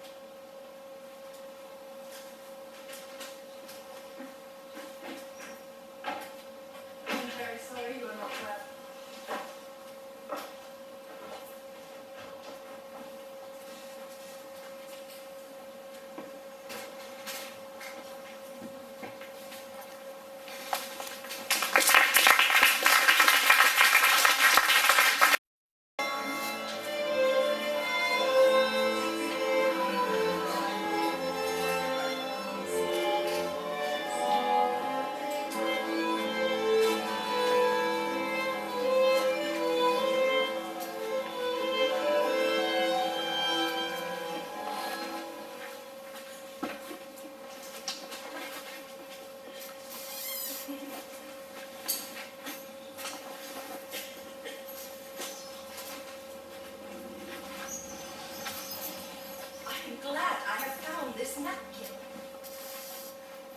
Was her first remembrance from the Moor.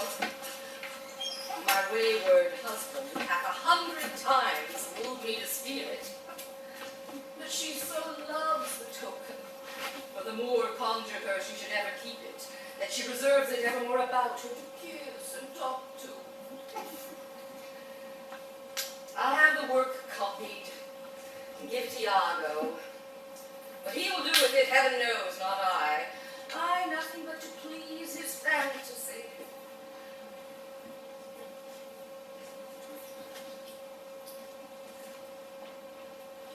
Now, look you here alone. Do not you chide. I have a thing for you. You have a thing for me. It is a common thing. Ha! To have a foolish wife. Oh, is that all? What will you give me now for that same handkerchief? What handkerchief? What handkerchief? Why, that the Moor first gave to Desdemona, that which you so often did bid me steal. I stole it from her. No, faith. She let it drop by negligence, and to the advantage I, being here, took it up. Look, here it is. A good wench. Give it me. What will you do with it that you've been so earnest to have me filch it? Why? What's that to you?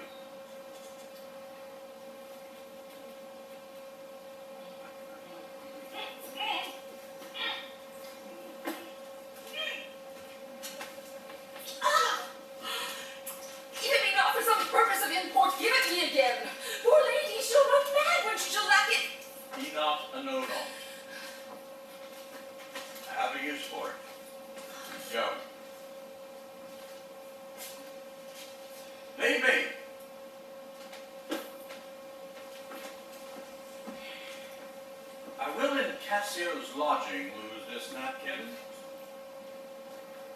Trifles, light as air, are to the jealous confirmations strong as proofs of holy writ.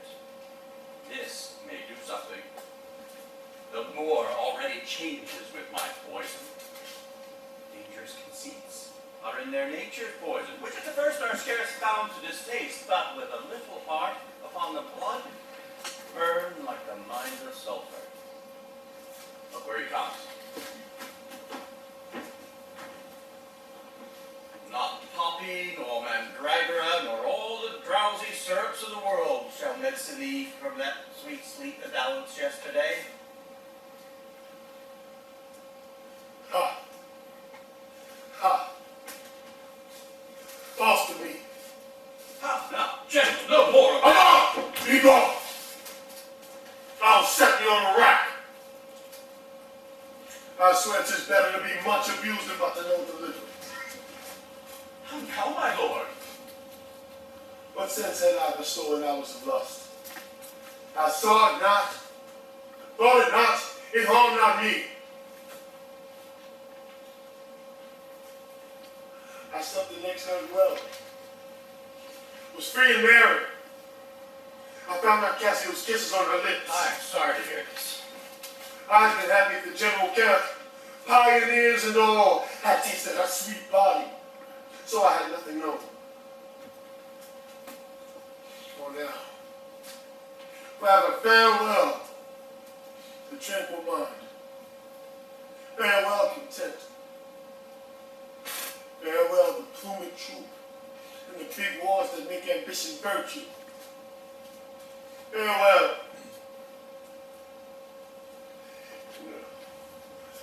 Shrill trump, the spirit-stirring drum, the ear-piercing fight, the royal banner, all quality, pride, pomp, and circumstance of glorious war. And oh, you mortal engines whose rude throats the immortal Jove's dead clamors counterfeit. Farewell. Othello's occupation's gone. If possible, my lord. Be sure thou prove my love whore. Be sure of it. Give me the ocular proof. Or by the work of man's eternal soul, thou hast been better born a dog. Oh, it's come to this. Make me see. So that the probation bear no hinge, no loop to hang a doubt on or woe upon thy life. Noble lord. Thou dost slander and torture me. Never pray more. Do these to make heaven weep and all earth amaze. For nothing canst thou to damnation add greater than that. Never defend me. Are you a man? Have you a soul or sense? God by you, take mine office. O monstrous world, take note, O world. To be direct and honest is not safe. I thank you for this prophet. It prevents a love-loved friend, since love breeds such offense. Say! Thou shouldst be honest. I should be wise, for honesty's a fool and loses that it works for. I think my wife be honest. Do not think she is not. I think thou art just. Do not think thou art not. I'll have some proof. Her name that was as fresh as Diane's visage is now begrimed, black as mine own face. There be cords or knives or poison or fire or suffocating streams. I'll not endure it when I was satisfied. Lord, I see you're eaten up with passion. I do repent me that I put it to you. Would you be satisfied? Would. Nay, I will. And how? But how satisfied? Would you, the supervisor, grossly gape on, behold her topped? That and that nation. Yeah, it were a tedious difficulty to bring them to that prospect. What then? Where's satisfaction? 'Tis impossible you should see this, were they as prime as goats, as hot as monkeys. And yet, if imputation and strong circumstance which leads directly to the door of proof will give you satisfaction, you may have it. Give me a living reason she's disloyal. I do not like the office. But since I have entered into this world so far, pricked to it with foolish honesty in mind, I will go on.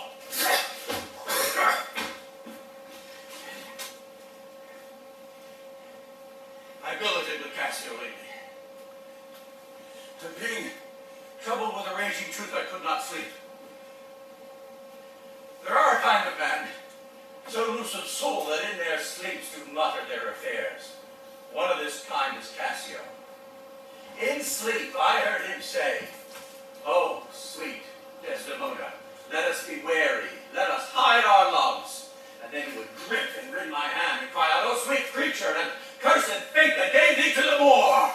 I will tear all to pieces. This was but his dream. Yet be patient. Yet we see nothing done. She may be honest yet. Tell me but this. Have you not sometimes seen a handkerchief spotted with strawberries in your wife's hand? I gave her such a one. It was my first gift. No, I know about that, but such a handkerchief. I'm sure it was your wife's. Did I today see Cassio wipe his beard withal? If it be that. If it be that, or any that was hers, it speaks against her with the other proofs.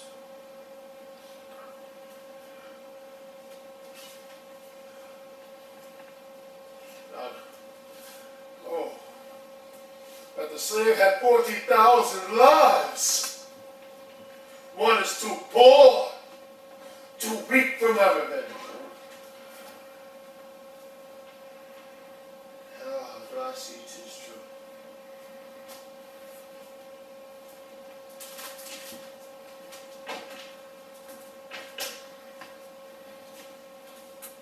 Oh, my fond love. Thus do I blow to heaven. 'Tis good. Arise, black vengeance, from that hollow hill. You know thy crowned and haunted throne through tyrannous hate. Let me content. Blood, blood, blood. Patience, I say. Never. Time perchance change. Iago, my bloody thoughts with violent peace shall nail back. Yeah. So that a capable and wide revenge swallows them up.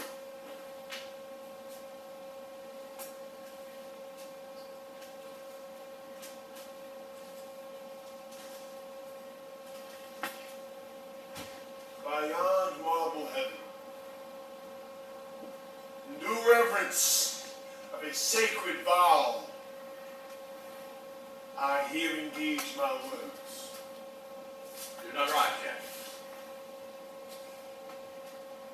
Witness, you ever-burning lights above, you elements that clip us round about, witness that here Iago doth give up the execution of his wit, hands, and heart to wronged Othello's service. Let him command, and to obey shall be in mere remorse what bloody business ever. I greet thy love. Not with vain thanks, but with acceptance bounties. Within these 3 days, let me hear thee say that Cassio is not alive. My friend is dead. 'Tis done at your request. But let her live. Damn her! Lewd minx! Damn her!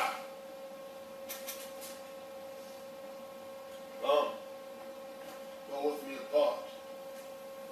We'll furnish some swift means of death for this fair devil.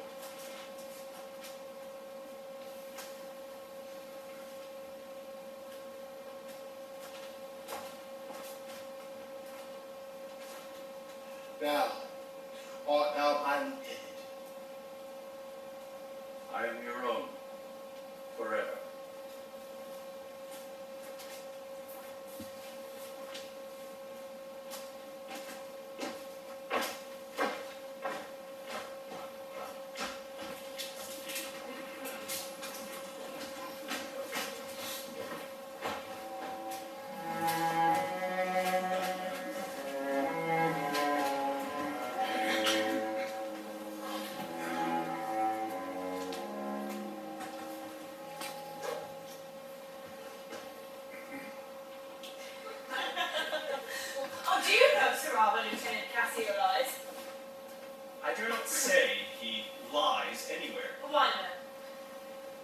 soldier. And for one to say a soldier lies is stabbing. Seek him, bid him come hither. Tell him I have moved my lord on his behalf. Hope all will be well.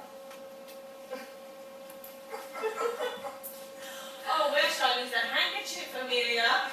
I do not, madam. Oh, beshrew me, I had rather lost my purse full of crusados, but my noble Moor is true of mind, and made of no such baseness as jealous creatures are. It were enough to put him to ill thinking. Is he not jealous? You're he. I think the sun, when he was born, drew all such humours from him. Look, there he comes. I will not leave him now to Cassio, DeKorte. How is with you, my lord? Oh, my lady. How harvested this summer. How goes it with you, Desdemona? Well, my good lord. Let me see your hand.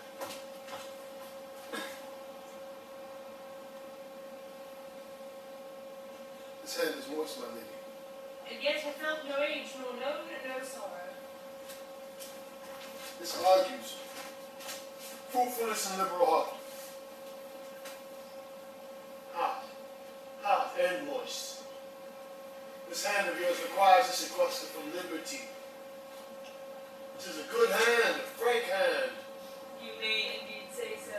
Which was that hand that gave away my heart? A liberal hand. I cannot talk of this. Come now, your promise. What promise, Chuck? I have sent to the Cassio. I have a soft and sorry rumor offends me. Lend me thy handkerchief. Here, my lord.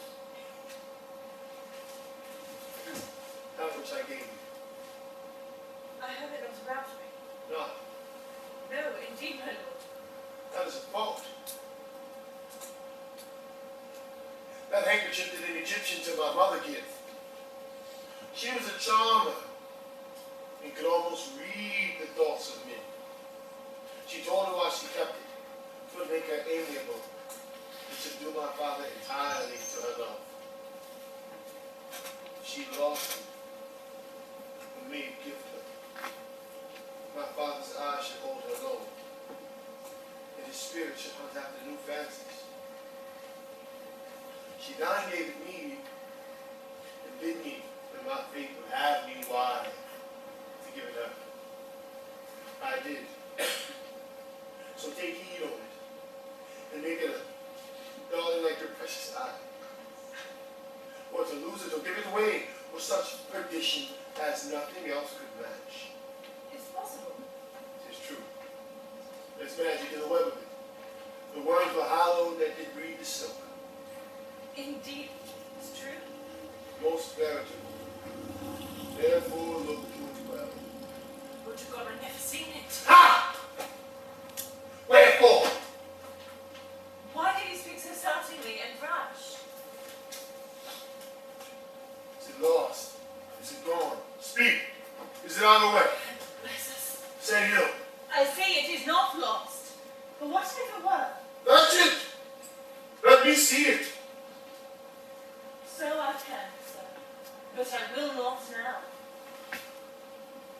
This is a trick to put me from my seat. Pray you, let Cassio be received again.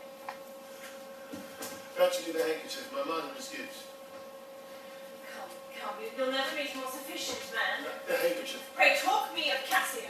The handkerchief. A man that all his time had founded his good fortunes on your largesse, dangers with you, and when with you are to blame.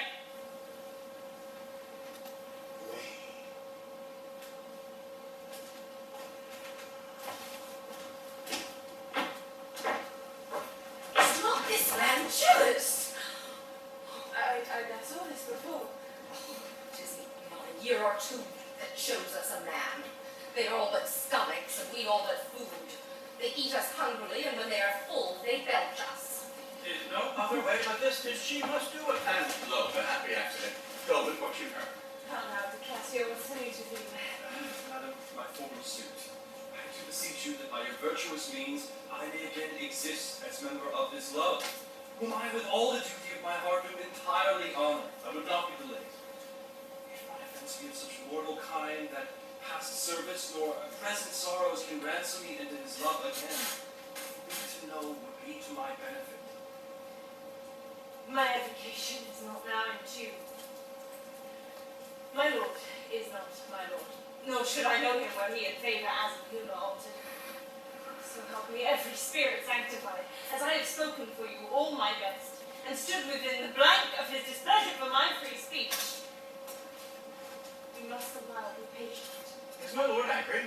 He went hence but now, and certainly in strange unquietness. Should he be angry?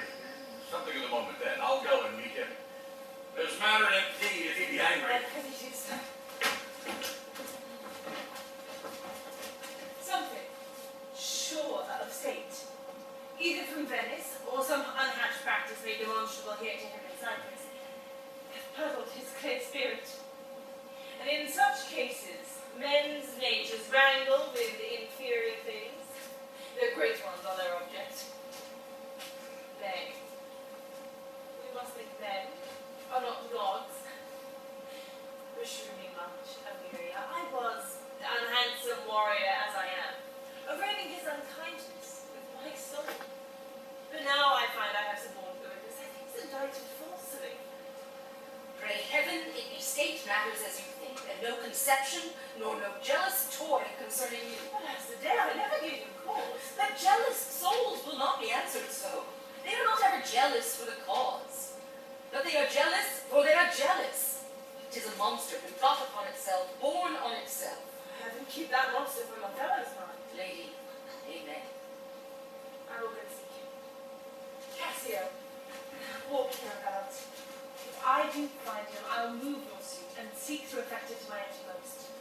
I humbly thank your ladyship.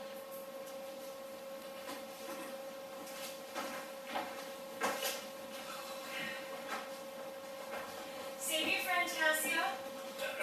What made you from home? Faith, how is it with you, sweet Bianca? Faith, sweet love, I was coming to your house. Yes, I was going to yours, Cassio. Must keep you a week away. 7 days and nights, 8 hours. And lovers' absent hours, more tedious than the clock 8 times. Pardon me, Bianca. I have this while with leaden thoughts impressed. But I shall, in no more continuing time, strike off this score of absence. Sweet Bianca. Copy me this work. Cassio, whence came this? This is a token of a newer friend. To the felt absence now I feel a cause. Is come to this? Oh well. Go to, woman. Leave your vile guesses in the devil's teeth from whence you have them.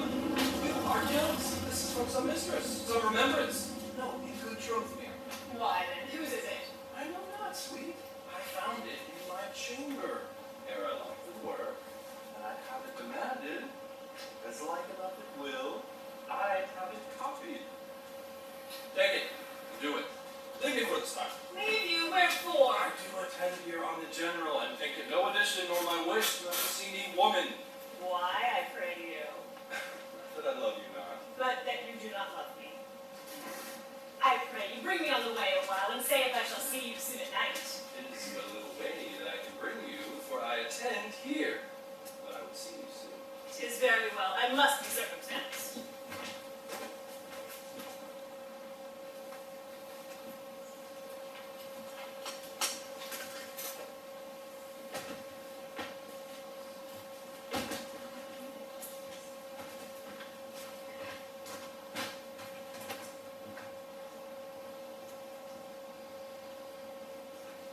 You think so? Think so. What, kiss in private? An unauthorized kiss. Or to be naked with her friend in bed an hour or more, not meaning any harm? Naked and better not mean harm. No. Though they do nothing, it is a venial sin. But if I give my wife an handkerchief, What then? well then 'tis hers, my lord, and being hers she may dispose upon any man. She is protectress of our honor too. May she give that. Her honor's a thing that's not seen. They have it very often, have it not. But for the handkerchief, Ah! The heavens! I would gladly have forgotten. Thou saidst, comes over my head,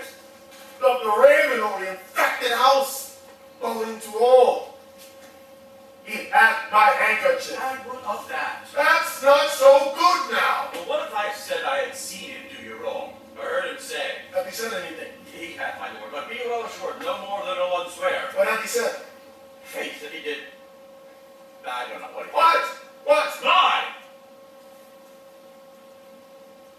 With her. With her. On her. What you will. With her? Lie on her. We say lie on her when he lied on her. Wow. Ash.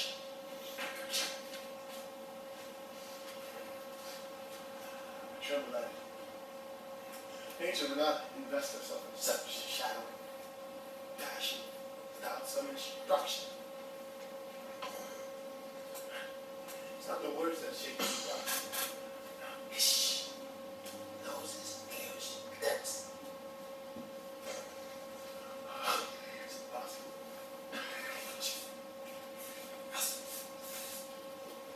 Oh.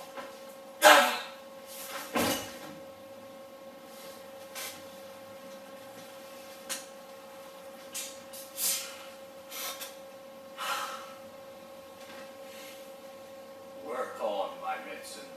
Work. Thus credulous fools are called.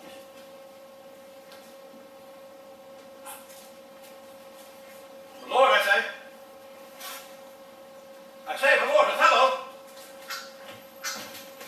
Cassio. What's that? The Lord has fallen into an epilepsy. This is his second fit. He had one yesterday. Rubbed about the temples. No, forbear. The lethargy must have its quiet time. If not, he foams a mouth and straightway breaks out into savage madness. Now, if he stirs, do you withdraw yourself a little while apart. When he's gone, I would fain speak with you.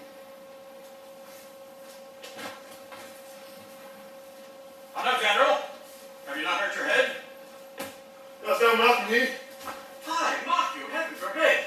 But you would bear your fortune like a man. A horned man's a monster and a beast. Hath he confessed? But to be a man. For sure, there's many men that's married may draw with you. There's millions yet alive, the night they lie in unproper beds, yet dare swear they are unsullied. Your case is better.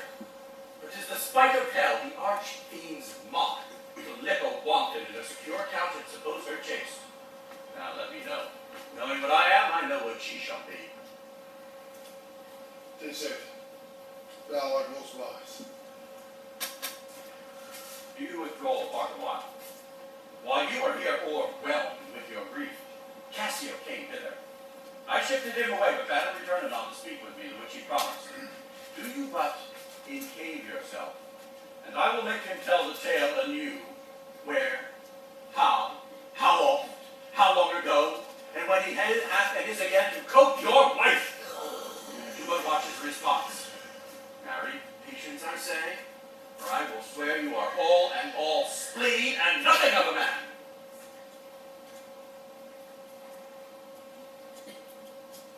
Dost thou hear me, Iago? I will be found most cunning in my patience. But dost thou hear me? Most bloody. That's not amiss. We withdraw.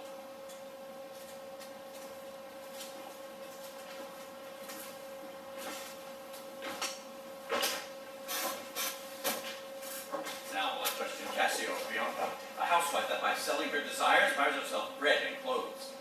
'Tis a creature that dotes on Cassio, and as is the strumpet's curse to beguile many, she is beguiled by one.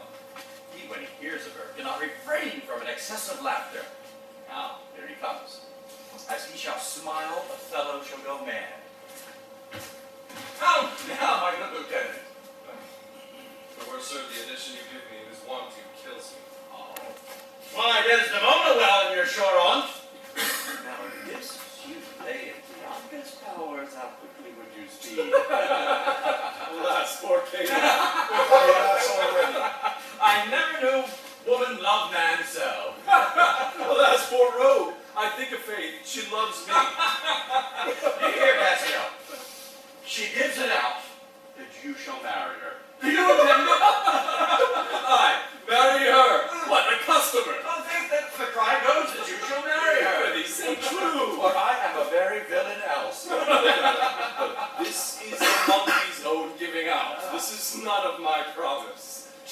even now. She haunts me in every place. I was the other day, on the sea bank, talking with certain Venetians, when thither comes the bauble, and by this hand hangs me upon the neck. My spouse, she hangs,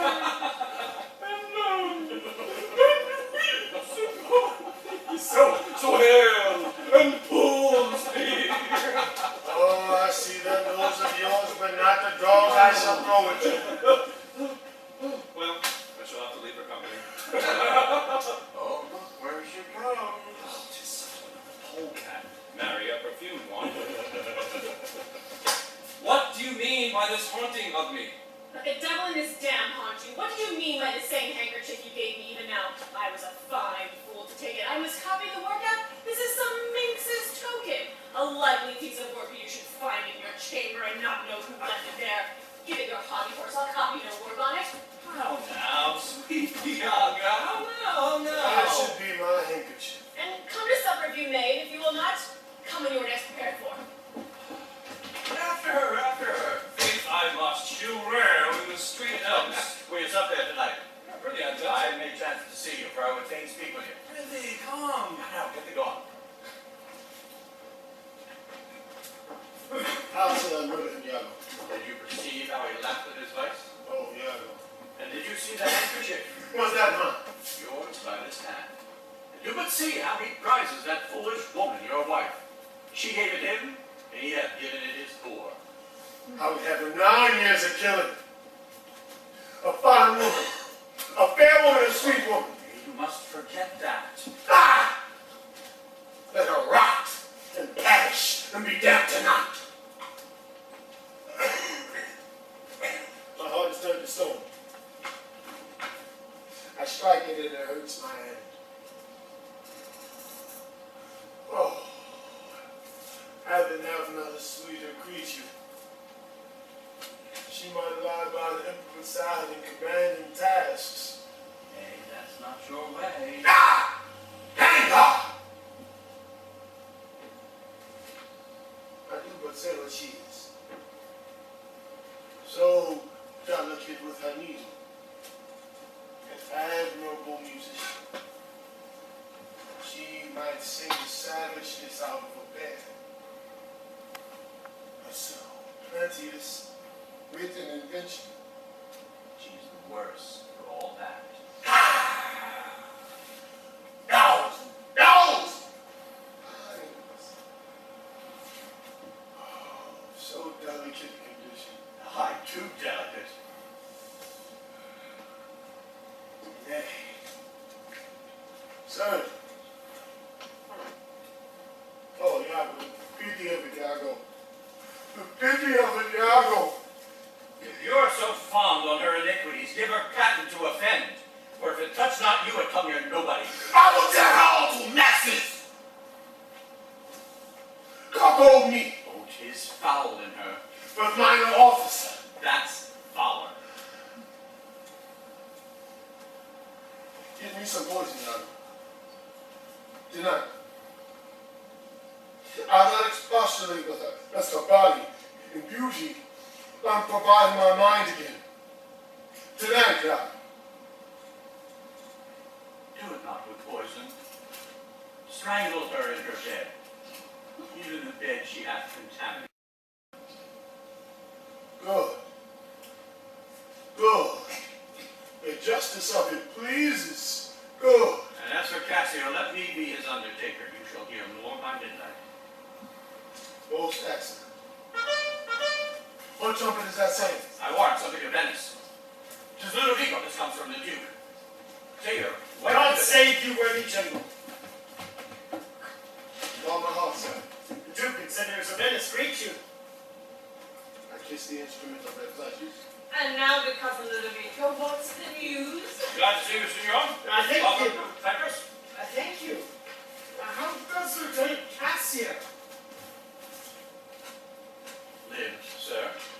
Good cousin, there's an unkind breach twixt him and my lord. But you shall make all well, Are you sure of that? my lord. Continue as you were. He did not call. He's busy says in the letter, is there some division twixt my lord and Cassio? A most unhappy one. I would atone them for the love I bear to Cassio. Fire and brimstone! My lord. Maybe the letter moved him, for as I think they do command him home to giving Cassio and his government. History, I'm glad of it. Indeed, My lord. I'm glad to see you mad. My sweet Othello. No!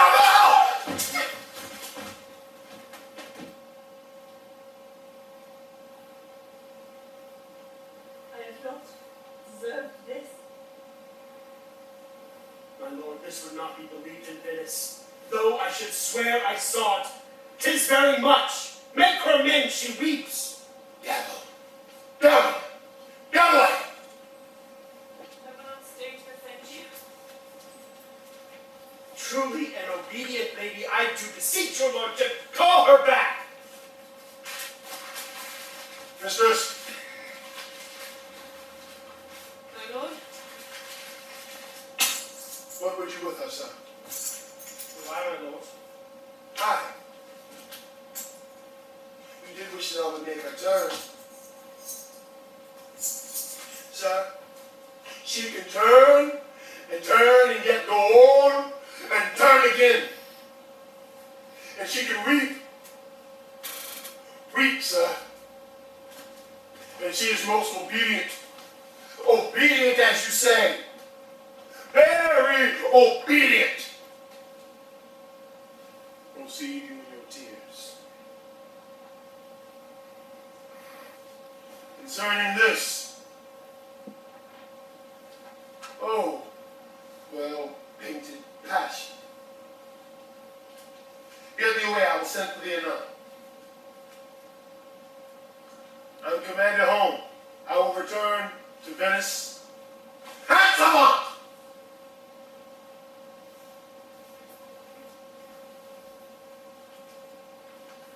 Cassio shall have my place. And tonight, I do entreat you, sir, that we may sup together. You are welcome, sir, to Cyprus. Goats and monkeys!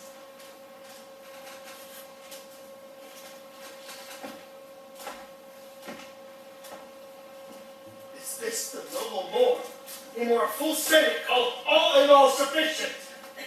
This, the nature whom passion could not shake? He is much changed. Are his wits safe?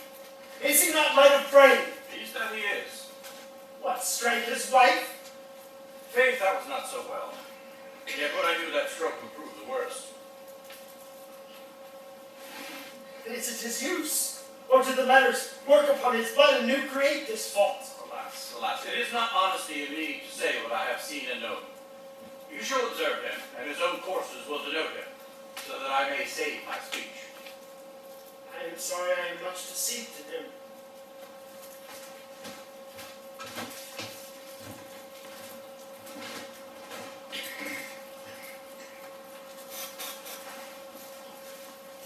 And you have seen nothing.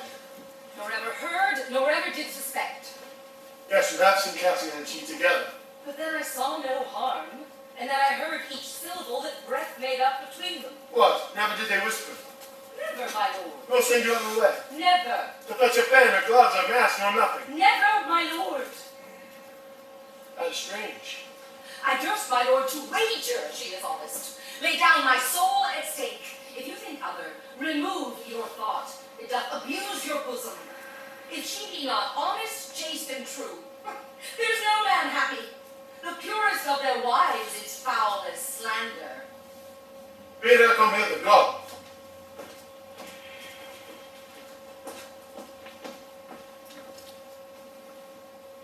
She says enough, but this is a simple bone who cannot say much. This is a subtle whore. A closet lock and key of villainous secrets.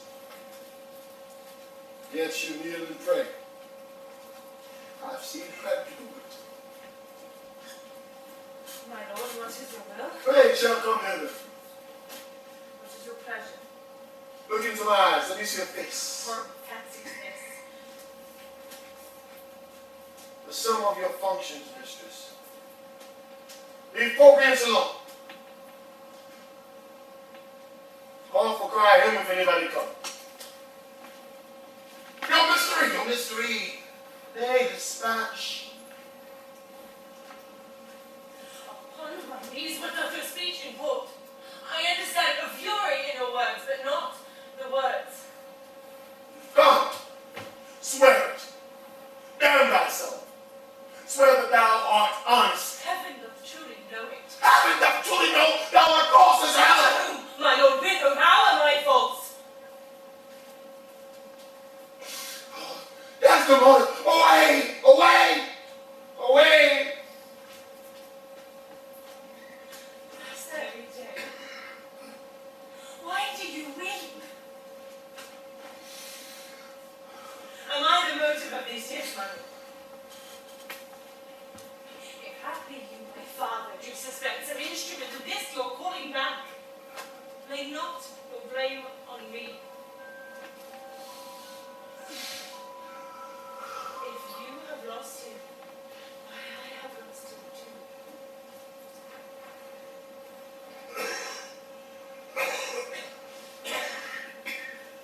If it had pleased heaven to try me with affliction,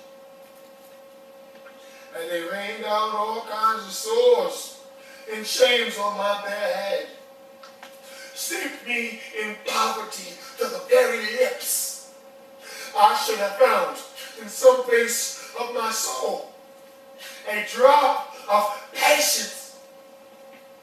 But there, where I have garnered up my heart, where either I must live or bear no life, the fountain from which my courage runs, or else dries up to be discarded, dense, and cheap, as a system for foul toads to not engender in.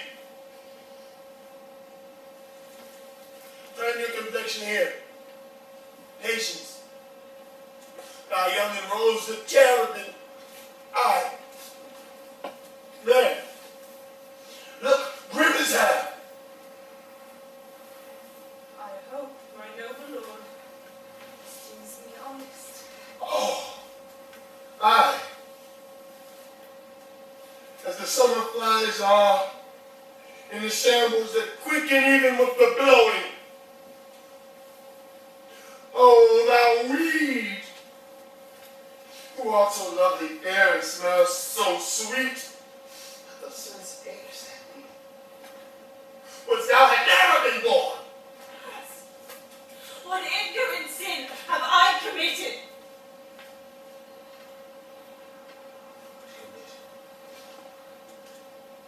Was this your spare paper? This most goodly book made to write war upon what committee? What committee? Oh, the public commoner! What committed? I should but make bulges of my cheeks that with the cinders burn up modesty, that I must speak thy gates. Commit. Heaven stops to lose at it.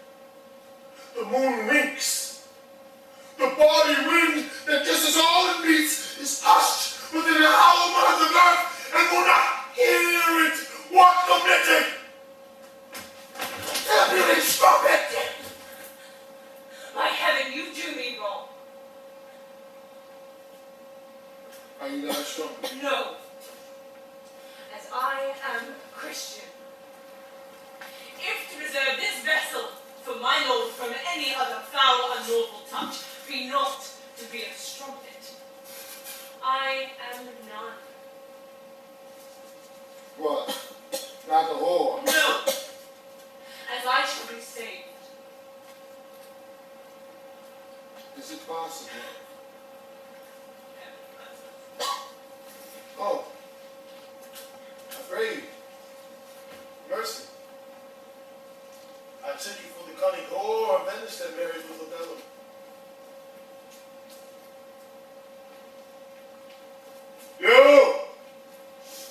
keep the office opposite of St. Peter and keep the gate from hell. Yo, hey yo.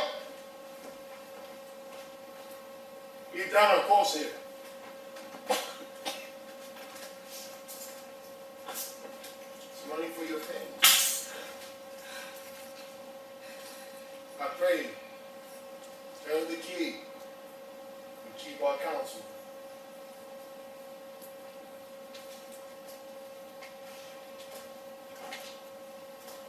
Alas, what does this gentleman conceive?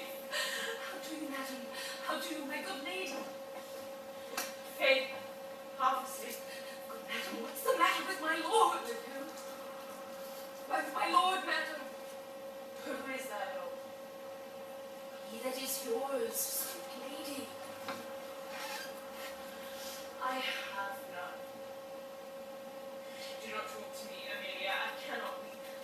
Nor answer have I none but what should go by water. Prithee tonight, lay on my bed my wedding sheets. Remember, and call my husband hither. There is a change indeed. 'Tis meet I should be used, so very meet. How have I been behaved that he might stick the smallest opinion on my greatest misuse? What's your pleasure, madam? How is with you? I cannot tell. Those that you teach young babes do it with gentle means and easy tasks. He might have chid me so, for in good faith I am a child to chide him. What's the matter, lady? Alas, Iago, my lord hath so behored her, laid such despite and heavy terms upon her as true hearts cannot bear. And why that name, Iago? What name, fair lady? Such as she said my lord did say I was. He called her whore. A beggar in his drink could not have laid such terms upon his strumpet. How did he so? I do not know. I am sure I have not said. Oh, alas, that we do not weep, alas the death. Hath she forsook so many noble matches, her father and her country and her friends to be called whore?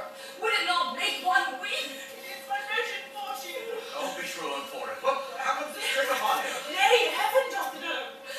I'll be hanged if some eternal villain, some busy and insinuating rogue, some cocking, cousining knave, to get some office, have not devised this slander. I'll be hanged else. Fie, there's no such man. It's impossible. If ever such there be, heaven pardon me. A noose pardon him, and hell gnaw his bones. Why should he call her whore? Who keeps her company? What place, what time, what form, what likelihood? The Moors abused by some most villainous knave, some base, notorious knave, some scurvy fellow. Oh, heaven, that such a knave thou'st unfold and place in every honest hand a whip to lash the rascal naked through the world, in from the east to the west. Be within doors. Fie upon them. Some such squire he was that turned your wits the seamy side without and made you to suspect me with a Moor. You're a fool. Go to. Ready, I'll go. What shall I do to win my lord again? Good friend, go to him, for by this ever be light, I know not how I lost him. Here I kneel. If e'er my will did trespass against his love, either in discourse of thought or actual deed, or that mine eyes, mine ears, or any other sense, delighted them in any other form, or that I did not yet, but ever did, whoever will, though, he do shake me off and beckon me before sweet, love me, comfort forswear me. Unkindness may do much, and his unkindness may defeat my life, but never taint my love. I cannot say, whore. It does abhor me now to speak the word, to do the act that might be addition, not the world's mass of vanity could make me. I pray you be content. 'Tis but his humor. The business of the state does him offense, and he does chide with you. If to have no other. I warrant 'tis but so. Ah, the instruments summoned to supper. The messengers of Venice await. Go in and weep not. All will be well.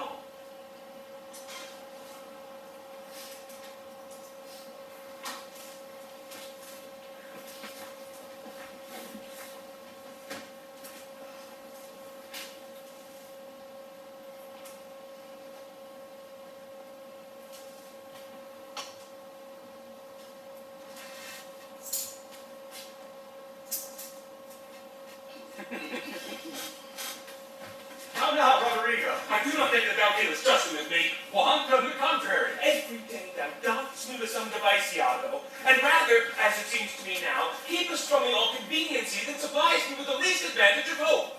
I will indeed no longer endure it, nor am I yet persuaded to put up with peace when already I have foolishly suffered. Will you hear me, Roderigo? Oh, faith, I have heard too much, for your words and performances are no kin together. You charge me most unjustly. With not the truth, I have wasted myself out of my means.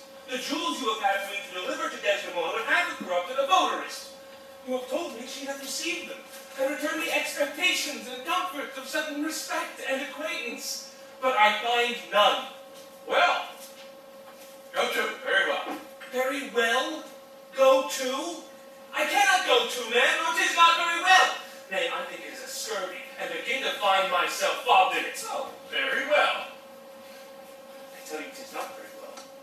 I will make myself known to Desdemona. If she will return me my jewels, I will give over my suit and repent my unlawful solicitation. If not, assure yourself I will seek satisfaction of you. You have said now? Aye, and said nothing but what I protest intended of doing. Why, now I see there's metal in thee. And even from this instant do I build upon thee a better opinion than ever before. Give me thy hand, Roderigo. Thou hast taken against me a most just exception, but I protest I have proceeded most directly in thy affairs. Hath not appeared. I grant indeed that it hath not appeared, and your suspicion is not without wit and judgment. But, Roderigo, if thou hast that in thee which I have more reason to believe now than ever before, as purpose, courage, valor, show them tonight. If thou the next night following enjoy not Desdemona, take me from this world with treachery, and devise engines against my life. Well, what is it? Is it within reason and compass? There is an especial commission sent from Venice to depute Cassio in Othello's place. Was this true? Why, then Othello and Desdemona return again to Venice. No, he goes into Mauritania, and take us away with him to fair Desdemona. Unless some accident can linger his abode, wherein nothing can be so determinate as the removing of Cassio. How do we mean removing him? By making him incapable of Othello's place. By knocking out his brains. And this you would have me to do? Aye, if you dare do yourself a profit and a right. He sups tonight with a harp. If you will watch his going thence, which I will fashion to fall between 12 and 1, you may take it with your pleasure. Don't stand out of age, but go along with me. I will show you such a necessity in his death that you will feel yourself bound to put it on him. It is now high supper time, and the night grows to waste about. I will hear further reason for this. And you will be satisfied.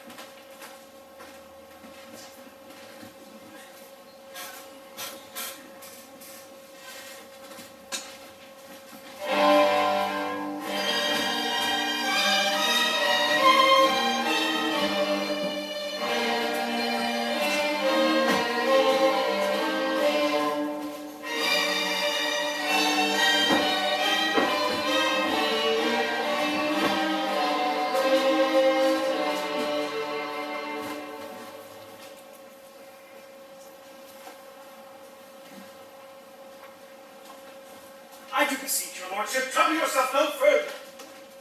Pardon me, it will do me good to walk. Will you walk, son? Oh. Desdemona, My lord.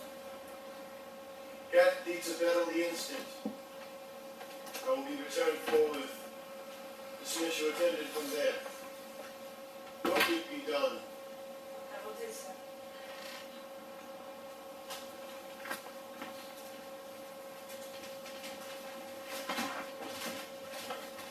How goes it now? He looks gentler than he did. Says he will return incontinent. He hath commanded me to go to bed and bade me to dismiss you. Dismiss me. It was his name. Therefore, good Emilia, give me my nightly wearing in a Jew. You must not displease him. I would you had never seen him. So would not I. My love has so approved him that even his checks, his stubbornness, his frowns, for the opinion of grace and favor. I laid those sheets you gave me on the bed. Also, faith how foolish our minds. If I do die before the privy, shroud me in one of those thin sheets. Come, you talk. My mother had a maid called Barbara, and she was in love.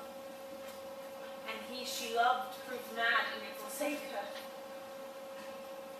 She had a song of willow, and all Saint was, but it expressed her fortune. She died singing it.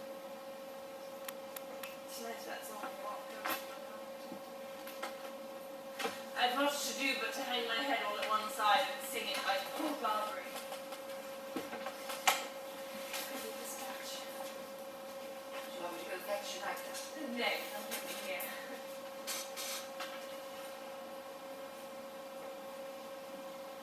This Roderigo is a proper man. A very handsome man. He speaks well. I know a lady in Venice would have walked barefoot to Palestine for a touch of his nether lip.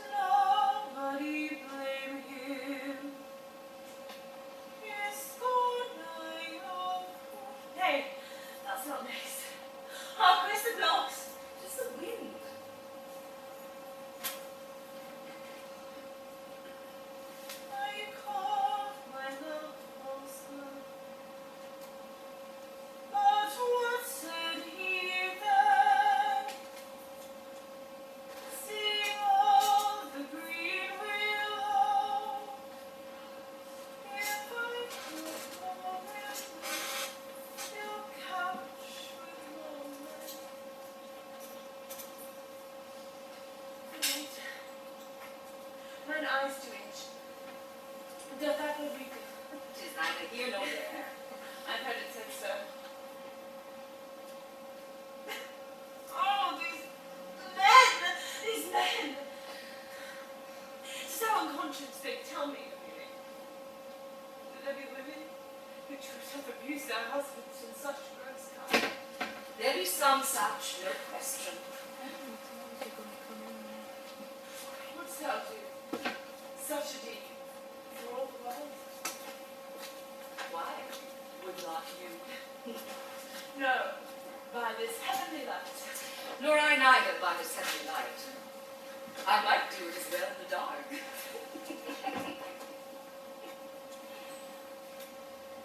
Wouldst thou do such a deed for all the world? The world is a huge thing. It is a great prize for a small vice. In truth, I think thou wouldst not. In truth, I I think I should. And undo it when I had done. Mary, I would not do such a thing for a joint ring, nor for measures of lawn, nor for gowns, nor petticoats, nor caps, nor any petty exhibition. But the whole world. Why, who would not make her husband a cuckold to make him a monarch? I should venture purgatory for you. Shrew me if I should do such a wrong to the whole world. But 'tis but a wrong in the world, and having the world for your labor, 'tis but a wrong in your own world, and you might quickly make it right. I do not think there is any such woman. Yes, a dozen, and as many moreover as would fill the world they ventured for. But I do think it is their husbands' faults if wives do fall. So they slack their duties, and pour our treasures into foreign laps, or else break out in peevish jealousies, throwing restraints upon us. Or say they strike us, and stand to our former having in despite. Why, we have galls, and though we have some grace, yet have we some revenge. Let husbands know that wives have sense like them. They see and smell and have their palates both for sweet and sour as husbands have. What is it that they do when they change us for others? Is it sport? I think it is. And doth affection breed it? I think it doth. And is it frailty that thus errs? It is so too. And have not we affections and desires for sport and frailty as men have? Then let them use us well, else let them know the ills we do, their ills instruct us so. All.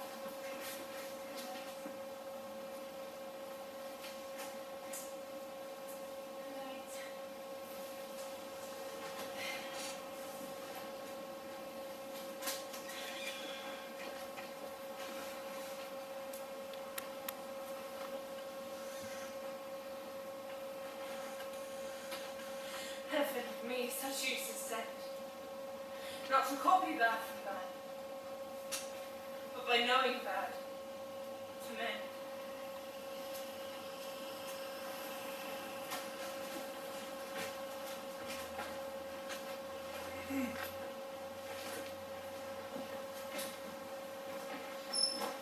Here, stand in the doorway. Straight will he come. In here, Campbell. My name is Carlo. Here at thy hand. Be bold and make thy stand.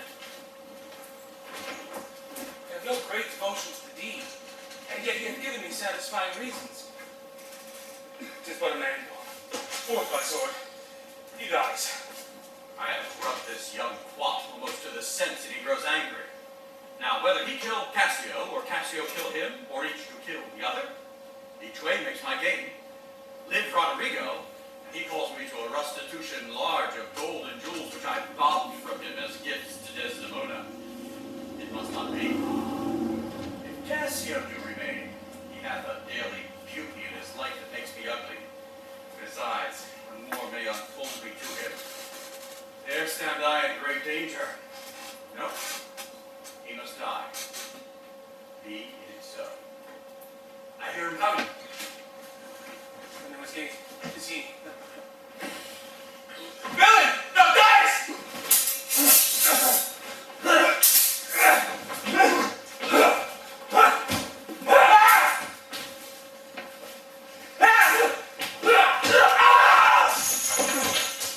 The frost had been my enemy indeed, and that my coat was better than thou knowest. Now I'm slain.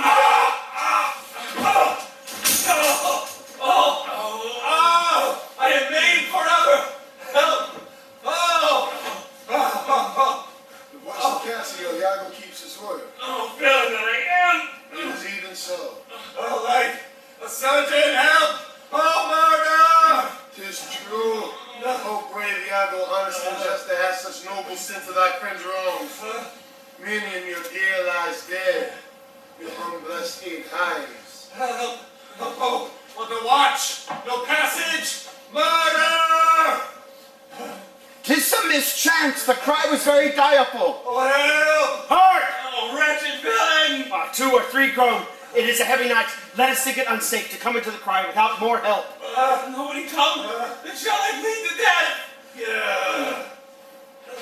Hark! Here comes one in shirt with light and weapon.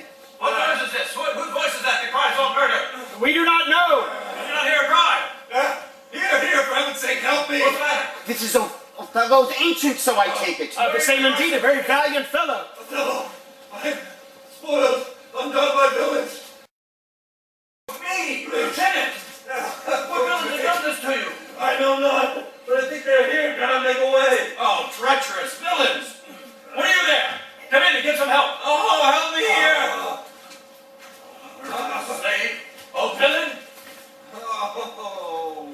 Oh, damn Iago! Oh, inhuman dog! Kill them in the dark! Burn in these bloody thieves! Help! Help! Murder! What are you there? The youth Roderigo! As you shall prove us, praise us. Senior Roderigo! He, sir. Oh, I cry your pardon. Here lies Cassio, hurt by villains. How is it with you, brother? My leg is coming too. Oh, Mary, heaven forbid. Some light, some light. What is the matter? Who is the cry? Oh, my dear Cassio! Oh, Cassio! Oh, notable strumpet. Cassio, they suspected they should be that have thus mangled you. No, I'm so sorry to see thee thus. I've been to seek thee. Give me your garter, hope. Oh, for a chair to fare easily hence. Help! Alas, he faints! Gentlemen all, I do suspect this trash to be a party to this intrigue. Patience a while, good Cassio. Lend me a light. Nobody has case enough. Oh, my dear friend and fellow countryman, Roderigo, yes? No, yes, oh, Roderigo, heavens, Roderigo. How do you, Cassio? A chair, no. Yeah, he, tis he.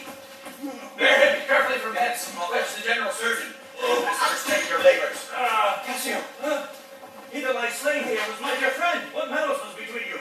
None in the world, nor did I know the man. Oh, bear him out of the air. Gentlemen, you stay you a while. What? Hail, I pray you. Do you perceive the ghastness in her eyes? Nay, if you stare, we shall hear more anon. Pray you, gentlemen, observe her well. Guiltiness will speak, though tongues were out of use. Alas, what's the matter? What's the matter, husband? Cassio hath here been settled in the dark by Roderigo, or fellows that are escaped. He's almost slain, and Roderigo dead. Oh, alas, good gentlemen, alas, good Cassio! This is the fruits of whoring. Pretty Emilia, you'll know Cassio where he's up tonight. Look, do you shake at that? He supped at my house, but I therefore shake not. How did he so? I charge you go with me. Fire upon these strumpets! I am no strumpet, but a life as honest as thou that this abuses me. Fire upon thee! All right, gentlemen, let's go see poor Cassio dressed. For you, mistress, you must tell us another tale. Emilia, run you to the citadel, and let my lord and lady know what hath happened. Gentlemen, will you go on aboard?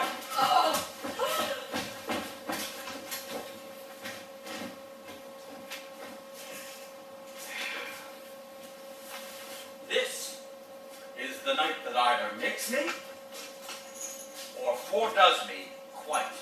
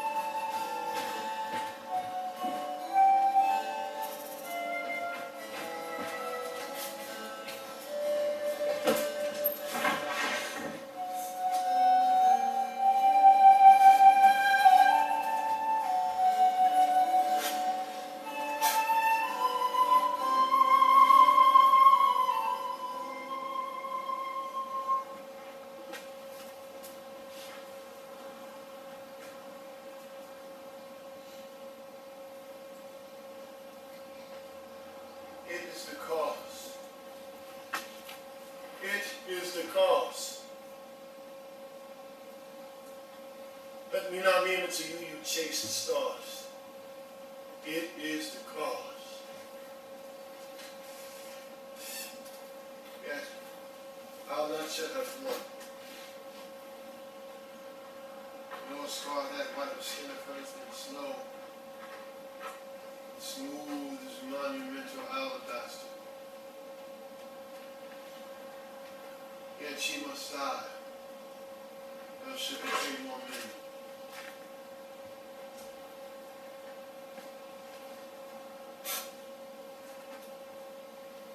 Put out the light, and then put out the light.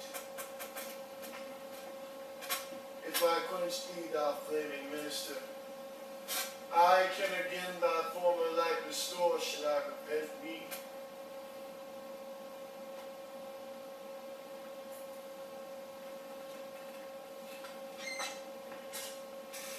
But once put out thy light, thy cunning's pattern of excelling nature, I know not where is that Promethean heat that can thy light relume. Once I have plucked the rose, I cannot give it vital growth again. It must needs wither. I'll smell it from the tree.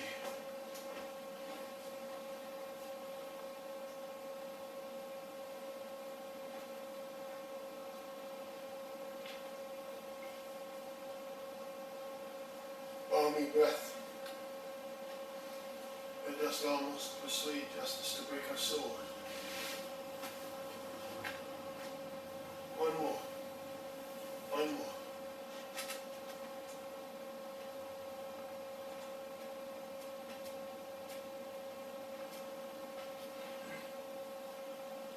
Be thus when thou art dead, and I will cure thee in lovely after. One more. And this the last.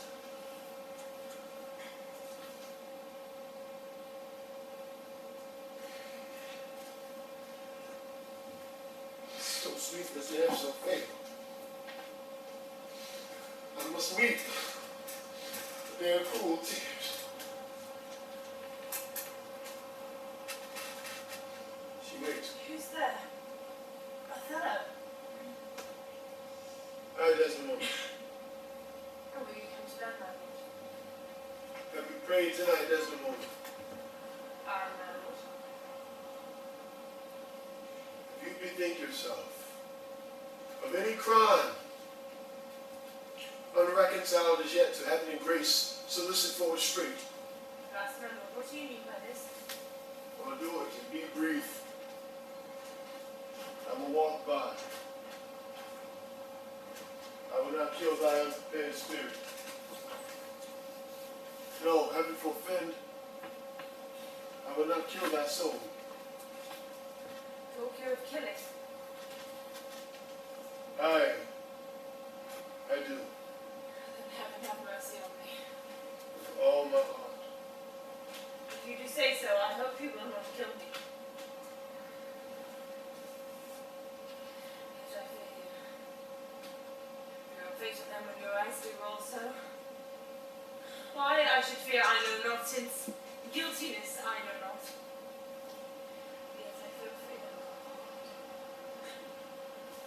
Think on thy sins. They are loves I bear to you. Aye, and for that thou diest. That death unnatural that kills for loving. So I know you someone who never lived. Some bloody passion shakes your very frame. These are portents, but yet I hope they do not wait on me.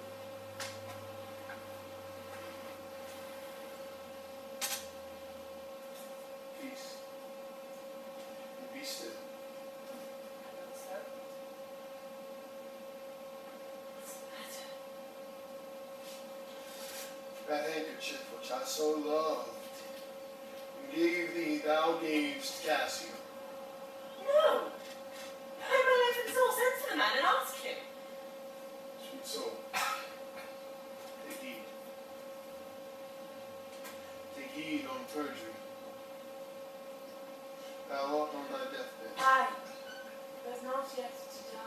Yes. Presently. Therefore, confess thee freely of thy sins, thou art to die.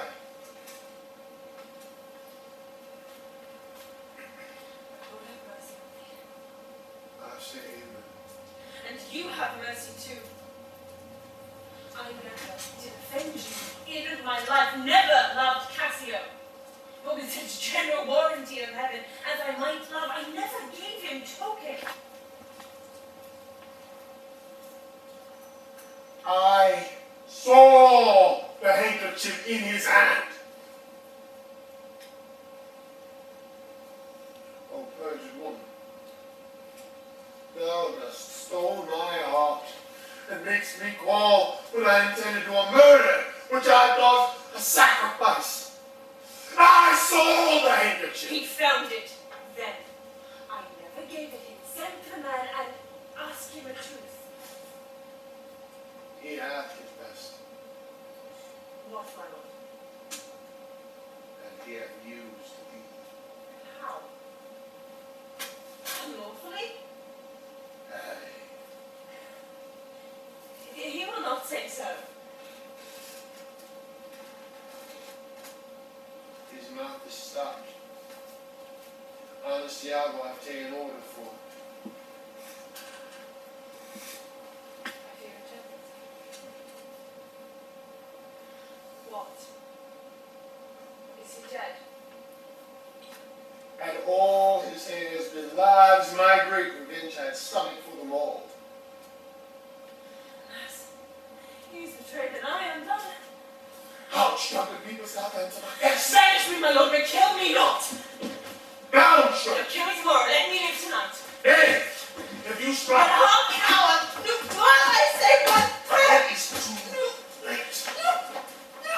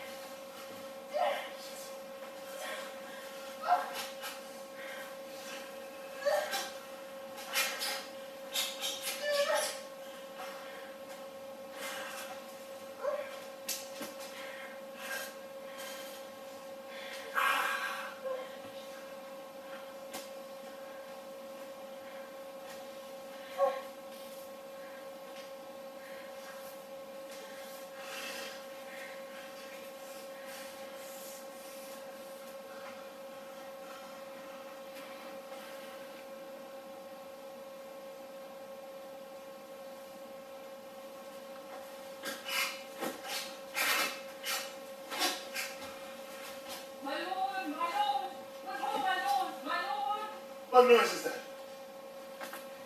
Not dead. Not quite yet dead. Then cruel. Be yet merciful. I would not have thee linger in thy pain. So. My lord! My lord! What noise is that? What was that? Oh, good my lord! I must speak a word with you! 'Tis Emilia. By and by! Dead. There was noise here. No more moving. Still as the grave. Should she come in? Well, good. If she come in, she shall sure speak to my wife. My wife! My wife! What wife? I have no wife. Oh, insupportable. Oh, heavy hour.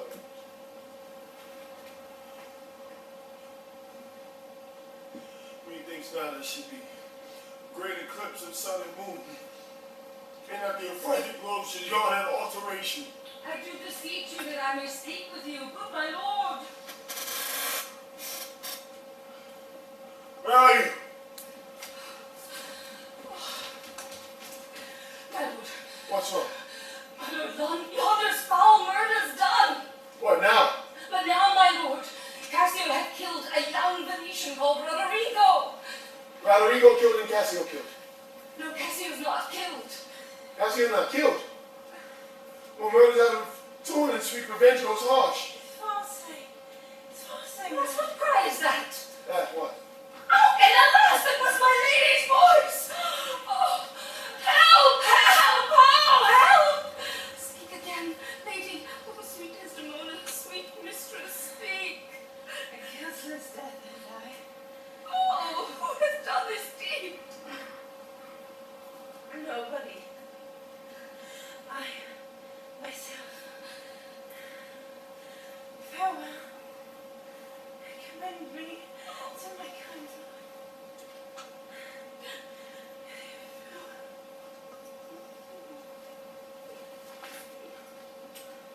How should she be murdered? Alas, who knows? You heard her say herself was not thou. She said so, I must needs report the truth. She's like a liar gone to burning hell. Was I that murdered her?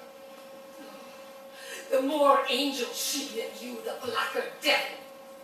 She turned to folly, and she was a whore. Thou dost belie her, and thou art a devil. She was false as water. Thou art rash as fire to say that she was false. Oh, she was heavenly true. Cassio did top her. Ask thy husband else, or I would damn beneath all death in hell, but that I did proceed upon just extremity to this extent. My husband knew it all. My husband? Aye, my husband, That she was false to wedlock. with Cassio. My husband? 'Twas he that told me first. An honest man he is and hates the slime that sticks on filthy deeds. My husband? What iteration needs this woman? I say thy husband. Oh, mistress, villainy hath made mocks with love. My husband, say that she was false. I say he. Thy husband. That's not understand word. My friend, thy husband. Understand Iago. If he say so, may his pernicious soul rot half a grain a day. He lies to the heart. She was too fond of her most filthy bargain. Oh, do thy worst. This deed of thine is no more worthy heaven than thou wast worthy her. Oh, thou hast not half that power to do me harm as I have to be hurt. Oh, gull! Oh, dolt! Ignorant as dirt! Thou hast done a deed I care not for thy rage. I'll make thee known there were lost 20 lives! Help! Help! Oh, help! The Moor hath killed my mistress! Murder! Murder! Come out, General. Oh, are you come, Iago? You have done well that men must lay their murders on your neck. What's the matter? Disprove this villain if thou beest a man. He says thou toldst him that his wife was false. I know that it's not.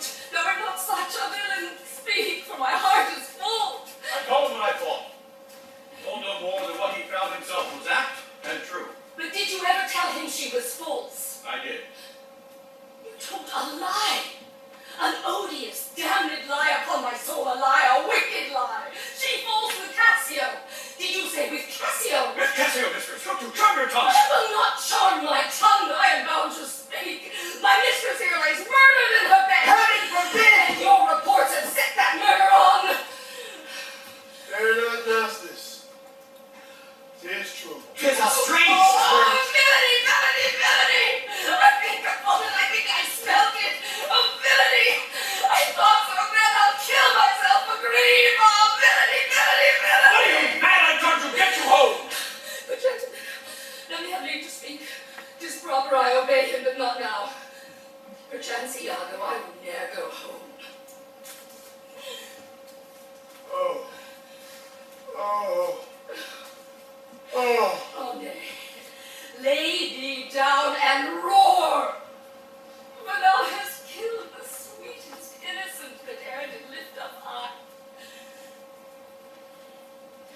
her she was tall.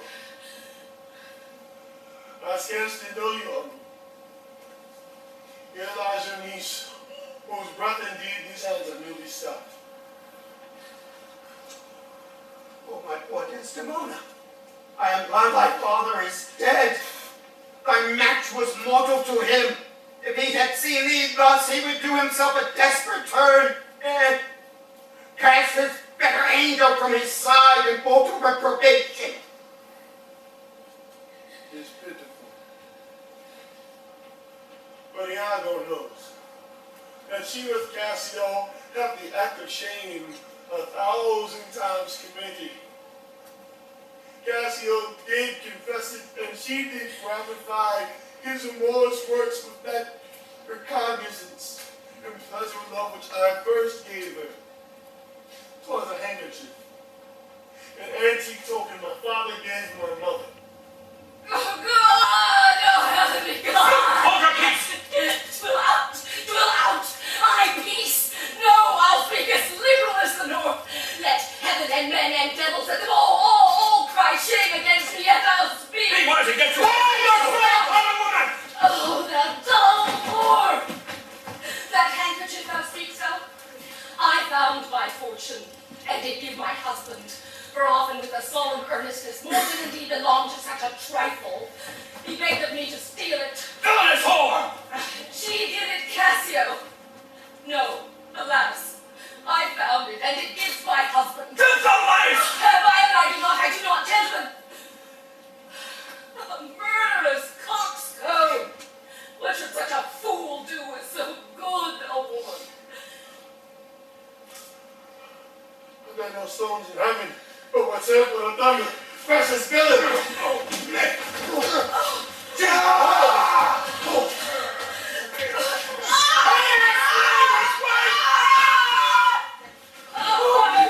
He's gone for his wife!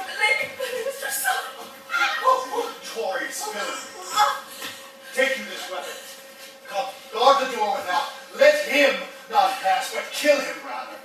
I'm after that same villain, which is a damned slave.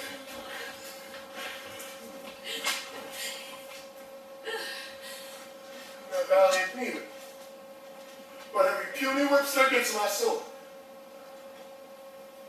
I should honor out with honesty. Let it go, all. What did thy song bode, lady? Hark. Canst thou hear me? I will play the swan and die in music. Willow, willow, willow, willow, shall be my guide. More she was chaste. She loved thee, cruel Moor. So come my soul to bliss as I speak true.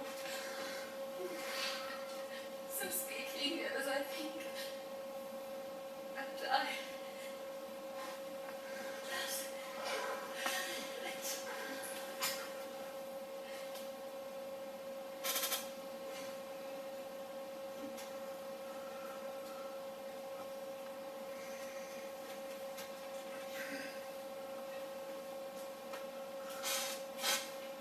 I have another weapon in this chamber. It is a sword of Spain. The ice book stunner.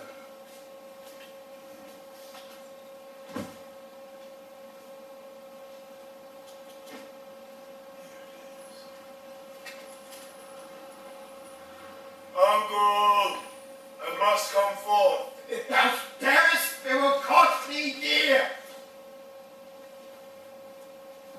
Come in and speak with me. Or, naked as I am, I will assault thee. What is the matter? Behold, I have a weapon.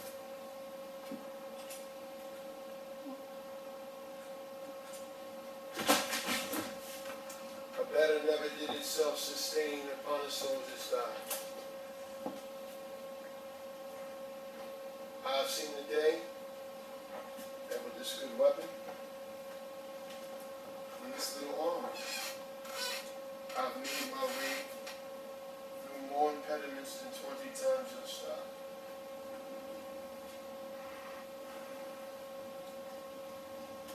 But oh, vain ghosts.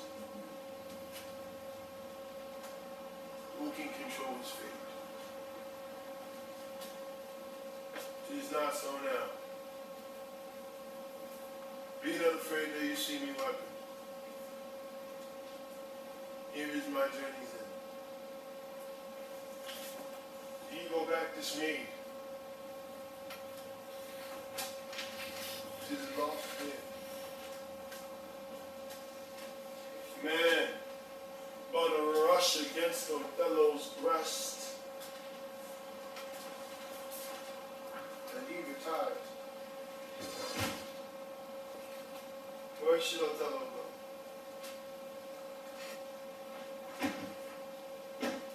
Now, how does that look now, oh ill-starred wench? Pale is thy smile. When we meet again, this book of thine will hurl my soul from heaven, for fiends to snatch at. Cold. Even as thy chastity.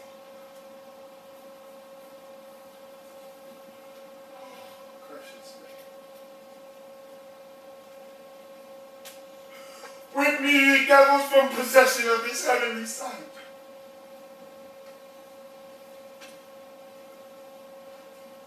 Blow me in winds. Roast me in fire. Wash me in steep down drops of liquid sulfur. Desdemona! Desdemona! Dead! Dead! Dead! Oh!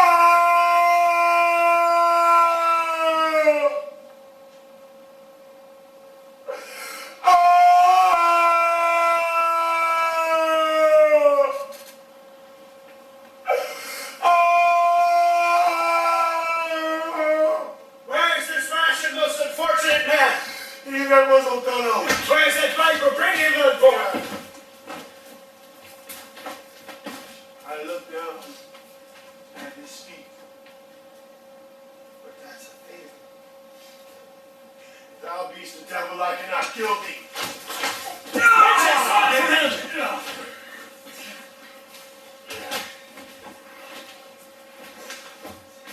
I bleed, sir, but not killed. I'm not sorry neither. I'd have thee live, for my sense, 'tis happiness to die. Othello, that were once so good, fallen in the practice of accursed sin. What shall be said to thee? By anything. An honorable murder, but not I did in hate, but all in honor. This wretch hath part confessed to me. Did you and he consent in Cassio's death?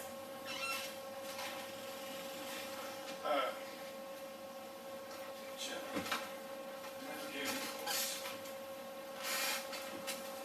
I do believe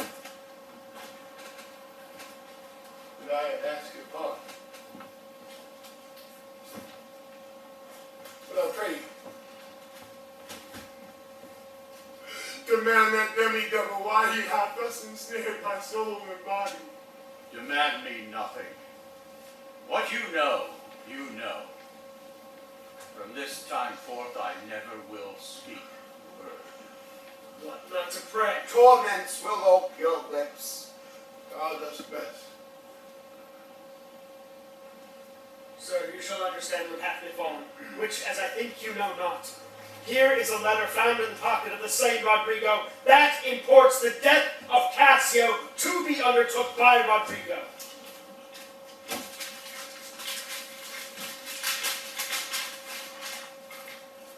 Oh, villain!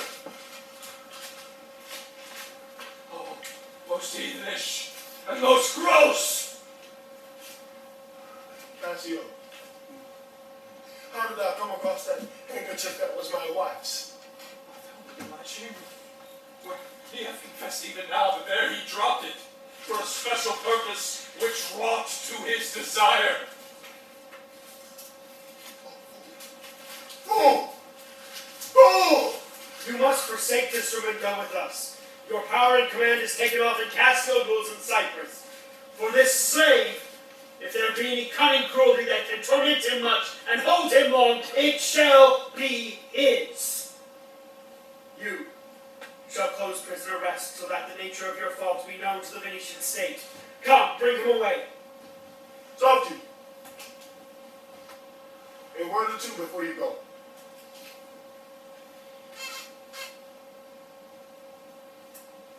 I have done the state some service, and they know it. No more of that. I pray you, in your letters, when you these unlucky deeds relate, speak of me as I am, nothing extenuating. No aught set down in malice. Then you must speak of one who loved not wisely, but too well. Of one not easily jealous, but being wrought, perplexed in the extreme. Of one whose hand, like the base Indian, threw away a pearl, richer than all his tribe. Of one whose subdued eyes, albeit unused to the melting mood of tears, as fast as the Arabian trees do their medicinal gum. That you don't decide. You say once in Aleppo, where a malignant and fervent Turk, beat a Venetian, introduced the state. I took by the throat the circumcised dog and smote him thus.